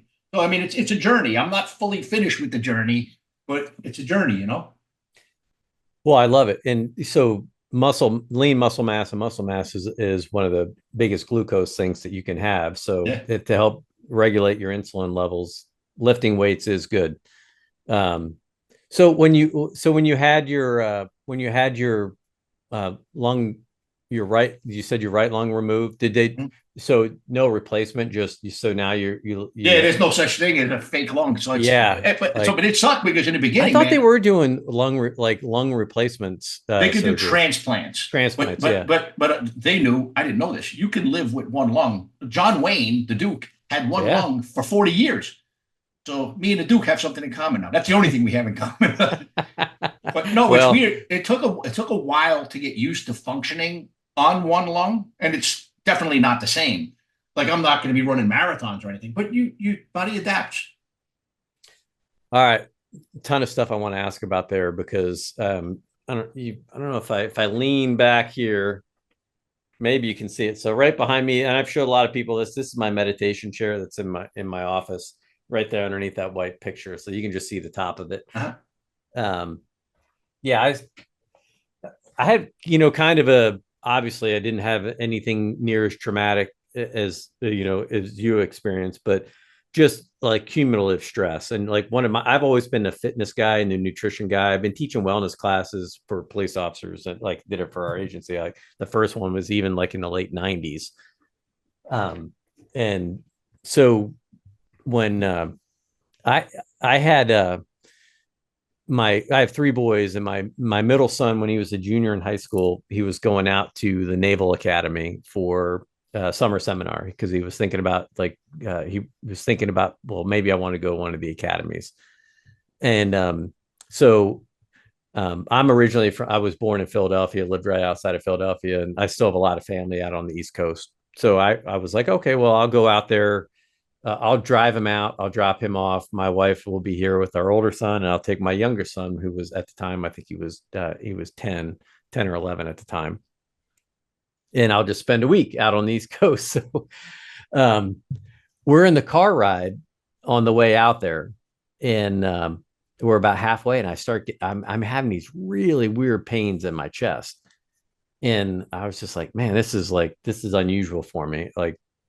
And I'm the one that teaches everybody, like, hey, you got to manage your stress. You need to eat right. You need to exercise.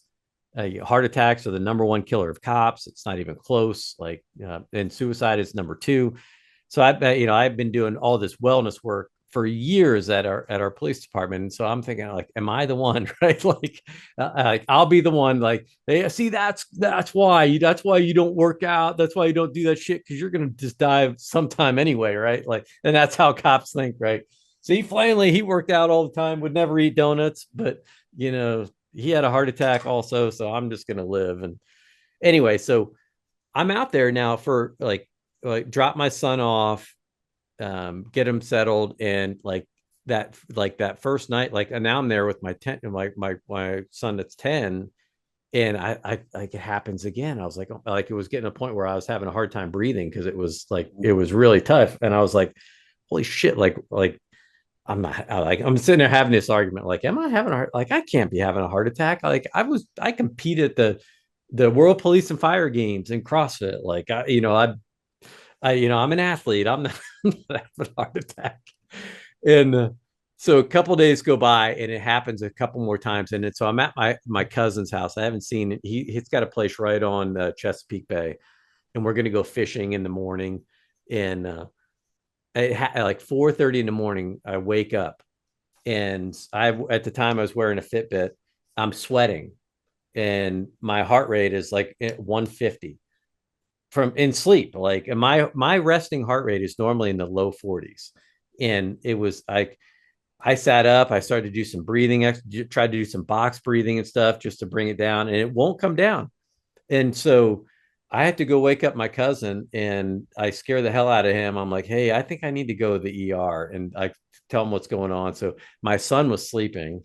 And so I wake him up, and I was like, the hospital, I guess, was only a couple minutes away. So I said, hey, um, we're gonna run out for just a couple minutes. Just wait here. And it gave him a phone and said, if you need something, just call me. And so I go, and I knew I was in a good place, right? Because I was in an ER. There was nobody there. It's 5 o'clock in the morning. And I'm like, you're in a good place if the emergency room is empty at 5 in the morning. So, so I'm like the only person in there. And like you said, I go through all those tests, and it's troponin is what you're talking about. That's the enzyme that they check for it. So that ER doc, he was super nice. He started asking me what I do for a living, blah, blah, blah. And he was like, dude, he was like, you're one of the healthiest 50-year-olds I've ever seen. Like, you're not having a heart attack. And he's like, you're stressed out. He's like, it's stress that's getting you, or you got a pulled muscle or something. He's like, you did something. And so I was like, okay. And so I felt better, right? Like, all right, like, you're dying. yeah. Well, the problem is it happened again. Like, so then it happened like two more times. I was like just a couple months later at my son's football game, it happens again, like where I literally got sick. And long story short, I went through something very similar in terms of like those physical, and for me, it was kind of like that. I wound up spending overnight stay in the hospital, got a bunch of tests done, everything was fine. But then had to have that hard conversation about whether like this is psychosomatic, man. Like, you're stressed, and like you're like it literally is like to me, it was like, as much as I knew or thought I knew, life always has a way of humbling you. Yeah. And like, yeah, like you sit in an ER or in a hospital room by yourself overnight, you start thinking about all these decisions and stuff. And I was like, man, so I really did double down on meditation afterwards. And that was kind of like, and I haven't had any issue since. I had a dye test done. There are a lot of other factors that were going into it, but had everything done. Like, I'm as freaking, and I compete in DECA. I just ran a high rocks race. I'm, for age group stuff, I competed in the DECA World Championships, like, so top 20 in my age. So like, it's it's like, I only say all of this because one of the other things I do, I teach for SafeLeo, the SafeLeo Suicide Awareness and Prevention Program. And and like, I'm just new to that program in the last year and a half, but it's like, as I travel around, I was like, early this year, I was out in New York a couple times. Like, as much as we've learned and as far as we've come in the profession in terms of resources for mental well-being, for physical fitness, for just overall wellness, like, I still realize we've got a long way to go. So it's just a long way of saying I appreciate you telling that and opening up, because I think the more people hear from those that have been there and have kind of had these experiences, you realize, like, stress is no joke, man. And yeah, it'll get you. It'll get you. And look, if I could just add one thing, when it comes to meditation, I tell people about meditation, they look at me like I'm a kook sometimes, because they think meditation means you sit there cross-legged and you chant or something. I started meditation because I sucked at it. I couldn't sit there and concentrate. And then he started me like, play a song and just focus exclusively on the drum beat of a song. It could be any song. and then graduate into it. Like, so for people who are thinking about it that are on the fence, don't think that it's like this kooky, like, Eastern philosophy thing where you just got to sit there and just in silence. And there's many, many ways to meditate. Find the way that works for you and go do it, you know? Well, and there's so many reasons to do it. And the science is, yeah, I mean, it's pretty clear. Like, you can literally change your health through meditation. I mean, and stress is cumulative. The mind is an incredibly powerful thing. It has to be more than just meditation too. You need to eat right, exercise. You need to do all those other things too. So you can't.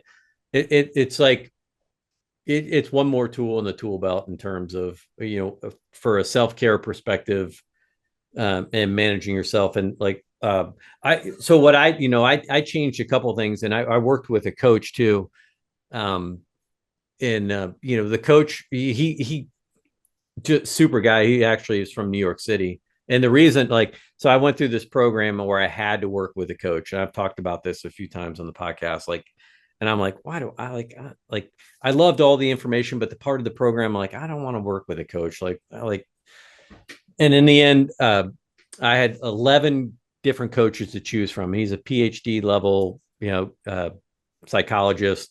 And the reason I chose this guy is because he was the only one of the 11 that had any experience working with anyone from law enforcement. He worked with FBI HRT, people from there. So I was like, okay, or at least this guy, he knows policing. So yeah, the first, and he was a no nonsense, no BS, New York City guy. And in the first 5 minutes, he was just like, all right, hey, look, he's like, it's great to meet you. He's like, we got 55 minutes left. And, for our 1 hour session here, and I don't want to waste your time. And I certainly don't want you wasting my time. So let's just get right to it. And we go in, and by the end of that, by the end of the 20 minutes, I was deep into the conversation. The hour went like that, but I changed my morning routine. And this was at year 25, 26 of, I retired at 27 years from the PD, but I wish it was something I had learned in year one. So that's why I'm so passionate about what I'm doing now, and trying to help people understand, hey, there are some powerful things that you can do for yourself that what we talked about. You can hire healthy, you can retire healthy, you can live a long life post-retirement, but also, just as importantly, from a leadership perspective and a management perspective, you can optimize not only your own performance while you're on the job, but your organization and those that are there for you by opening up and providing these resources. And, we're in a transition phase right now. We do have a lot of younger leaders that do get this. But we also have some of the old schoolers that, that were more like me, 10 years ago, that would have been like, hey, you know what, just go work out, go to the gym, go for a run, go run 10 miles, you'll feel better. Yeah, but right. And I'm not saying you shouldn't do those things, but everything has to come in balance. So, yeah, so much, man, we're already like an hour and 45 minutes, I think. So, all right, what haven't I know we covered a lot on the Fast and Furious, and we did kind of glaze over the end of that. And then, some of the stuff you got involved in, we didn't even talk about, like when you were down in Miami. I don't know, what would be your big takeaways? And you just touched on, I think, a big one too, like that realization that you have at the end. You're sitting there in that bed looking at your family, I could have done something different. What would be your advice to your younger self, knowing what you know now, but also, trying to balance it? You still know, the excitement of the job and the fun and the difference that you can make. I mean, they're like some of those things are just unavoidable. There's you're going to miss some football games. You're going to miss some time with your family, but what would be your advice for like how to think differently about when you choose to do that and when you don't? I think it's balance. It comes down. You talked about balance when it comes to psychology and your physical health. You have to have that balance, right? I think it's the same with work-life balance. Like I spent all that time not going. I went to one of my kids' football games. My son, one in 4 years of high school. I went to one game. Can't make that time back. Now, and we talked about this before we started recording. We work with people that made every game. And look, as cops, we kind of didn't respect those people. Like they were the ones that got nothing done in many instances with the way I looked at it.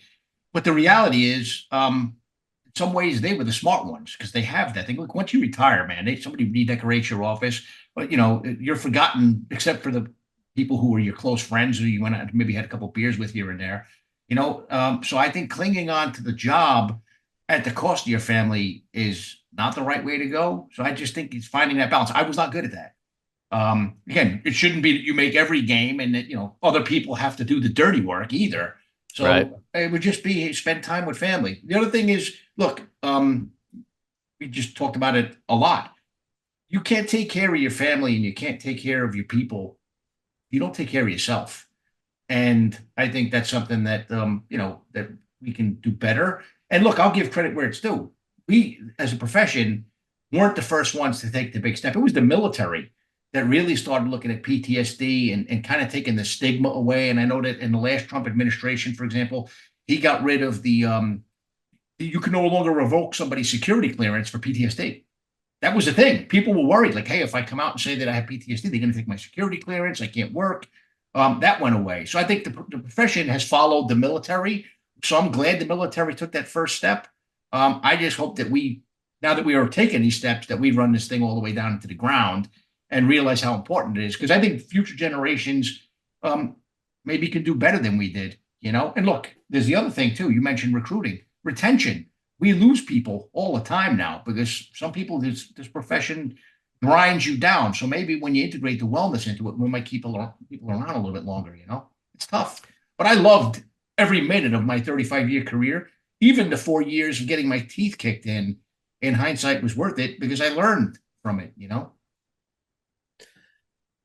Yeah, and it's easier to have some of this perspective when you're not in it, like when you're forced to have reflection, and you're right. Like I've joked about this with some of other chiefs that have retired, friends of mine. It's like, yeah, people are, while you're sitting there thinking about, like, wow, man, like I'm gonna miss things, blah blah blah, and getting sentimental.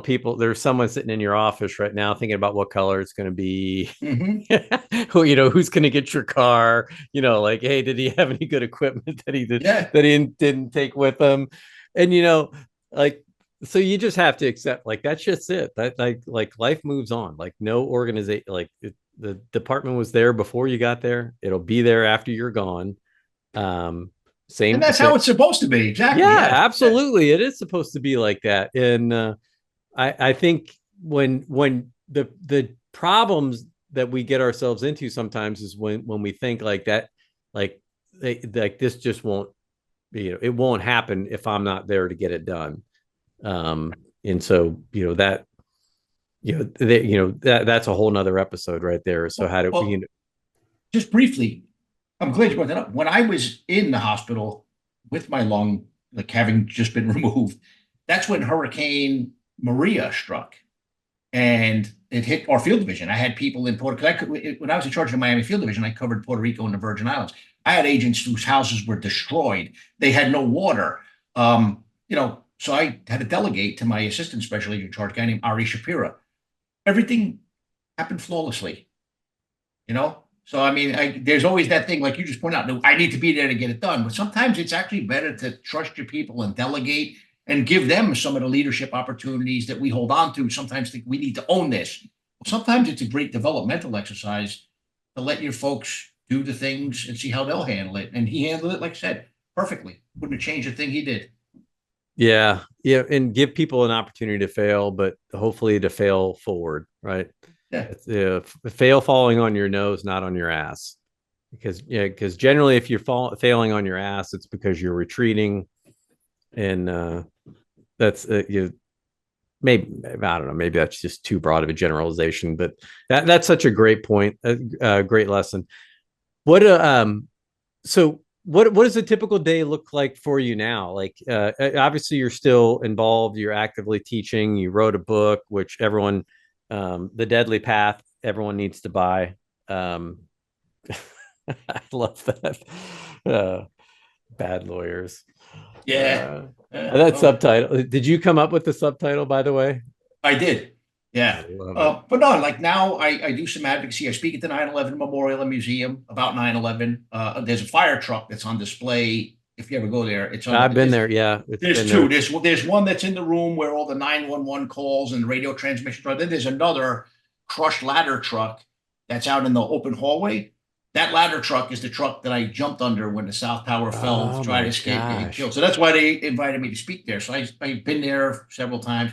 I speak about not about Fast and Furious and 9/11 at FLETC. So I've been down here, part of their Department of Homeland Security Leadership Academy. So I'm a recurring speaker there. I've spoken for a gentleman named Dave Mather. He has a West Point leadership thing that he runs. Great human being. I love him. So I just try to push, look, I'm trying to pay it forward because I'm out of the profession. And sometimes I regret being out of the profession because I genuinely loved it. So this is my way of paying it forward and staying in touch with people in law enforcement, learning from the people who are doing the stuff now. I have a day job. I work as a corporate investigations, not the most exciting thing, but I work with great people. So I just try to stay busy. And now, like I said, I'm back in the gym. I can't There bench we press go. 315 pounds anymore, but I've been back for a while, making progress. Just trying to be, healthy and be the best person I could be. I've never benched 315.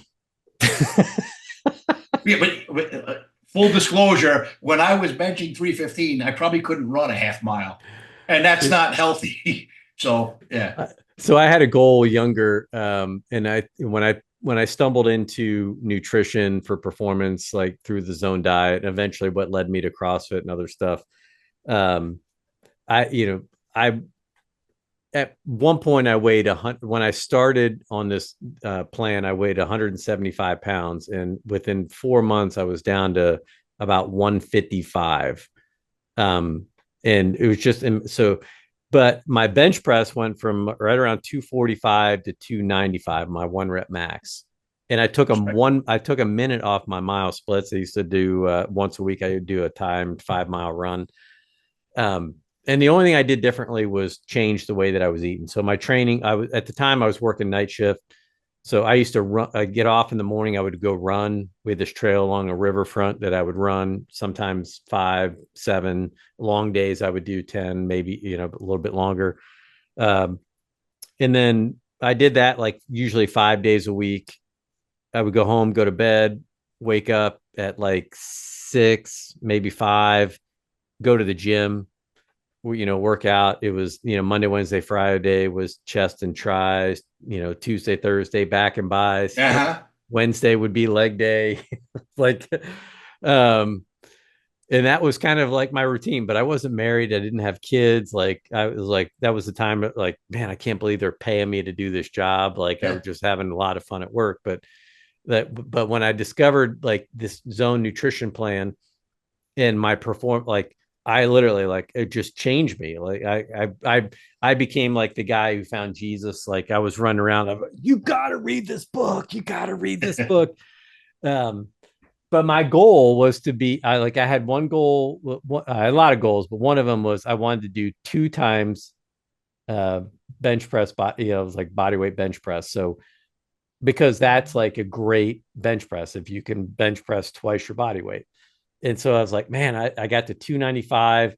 I almost had 300 up. It was just like so close, and I failed. I was really mad. Um, Your but shoulders are thanking you, though. Believe me, no, I've had shoulder surgery now, oh, but yeah, that was but yeah, I was so close. But I was like, man, I either need to like put on a little bit more mass because but that's going to bump my weight up. And if I get to 160, that means I got to bench 320.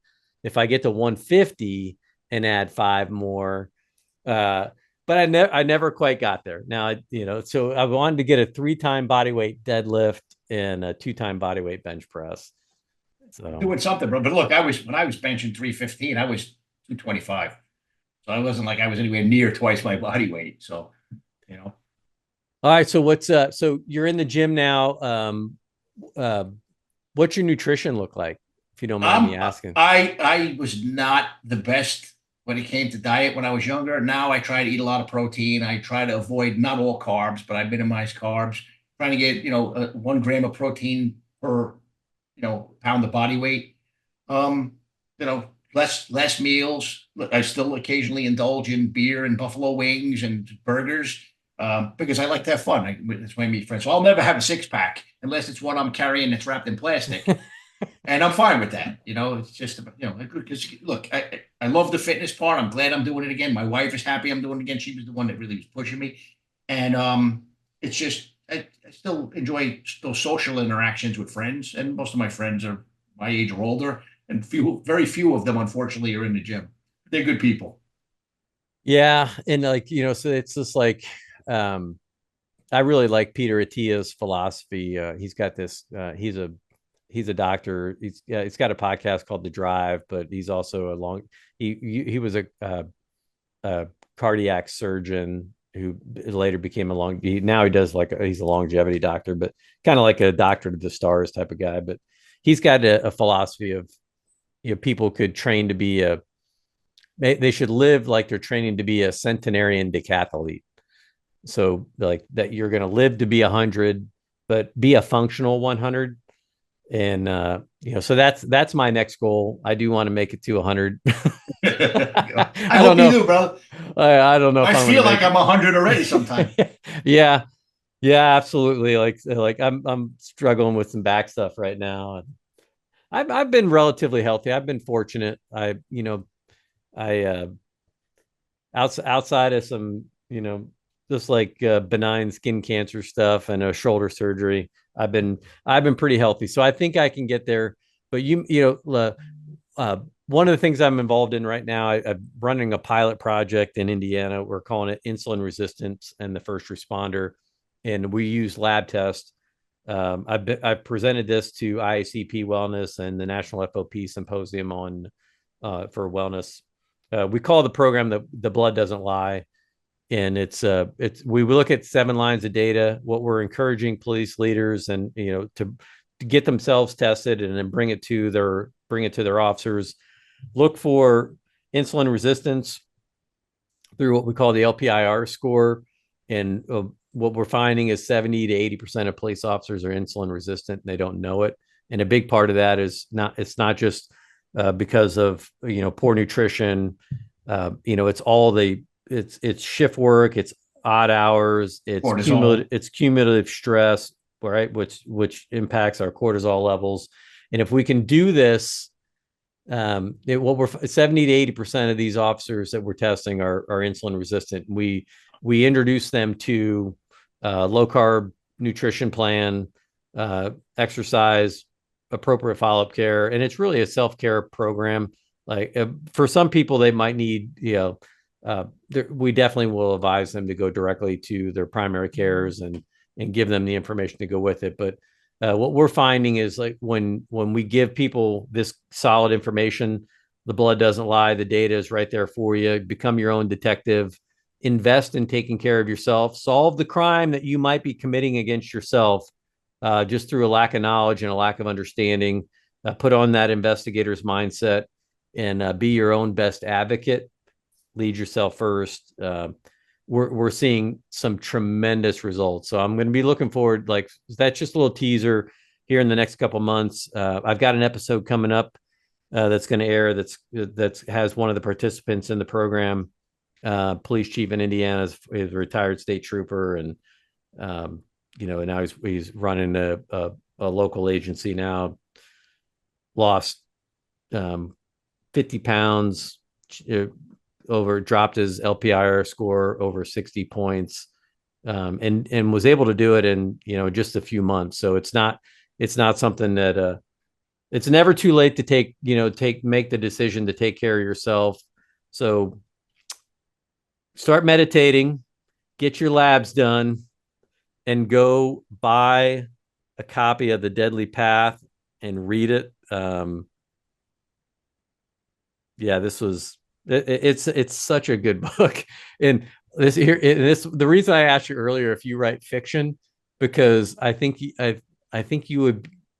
could write a good fiction novel. Maybe I'll take a stab at it. Who knows? All right, I'm gonna give you the story that I have in my head for you, but I'm not gonna say it on air. So I'll wait till we shut it down here in a minute. Anything I didn't ask you, I need to ask you. Maybe even already asked you that question. Oh, we talked a lot. If there's ever an opportunity to chat again, I'd be honored to come back on. But it's been great, man. It's always great to talk to a real cop. Said I missed the profession. I loved it. 35 years. I'd do it all again if I could. Well, I'm definitely going to take you up on that, and because there's so many things that were in the book that we didn't even just get a chance to cover. But I do want people to buy it, and I think for young leaders, buy this book, because there are so many leadership lessons in here for all levels of. It doesn't matter what organization you work in. Like you'll pick them up as you go, and it's just a man. It's a page turner. Great book. All right, people. I appreciate your time. Do you go by Pete or Peter? Which do you prefer? I should ask you right at the beginning. Pete, my wife is the only person that calls me Peter. And that's probably when you're in trouble, right? Like, she's always called me. Yeah. Oh, it's always been Pete. Well, I'm the youngest of 8, Irish Catholic family. And I knew I was in trouble when my mom called me Patrick, but not until after she went through all my brother's names first. Then I knew, as I was at the end of the line, I was pushing the scales a little bit too far. But Pete, it's been my pleasure. It's my honor. Thank you for everything that you've done. Thank you for your service to our country, what you've done for us, and thanks for having the courage to be a whistleblower, to do the right thing, and then to share and memorialize that story so generations of leaders after you can learn from those lessons. It's really, really important and very critical. And the kicker is it's very entertaining. Oh, it was an honor to be here. Thanks for the invite. I enjoyed it very much. All right. Thanks, sir. All right, everybody. Till next episode, I'm going to be 1042.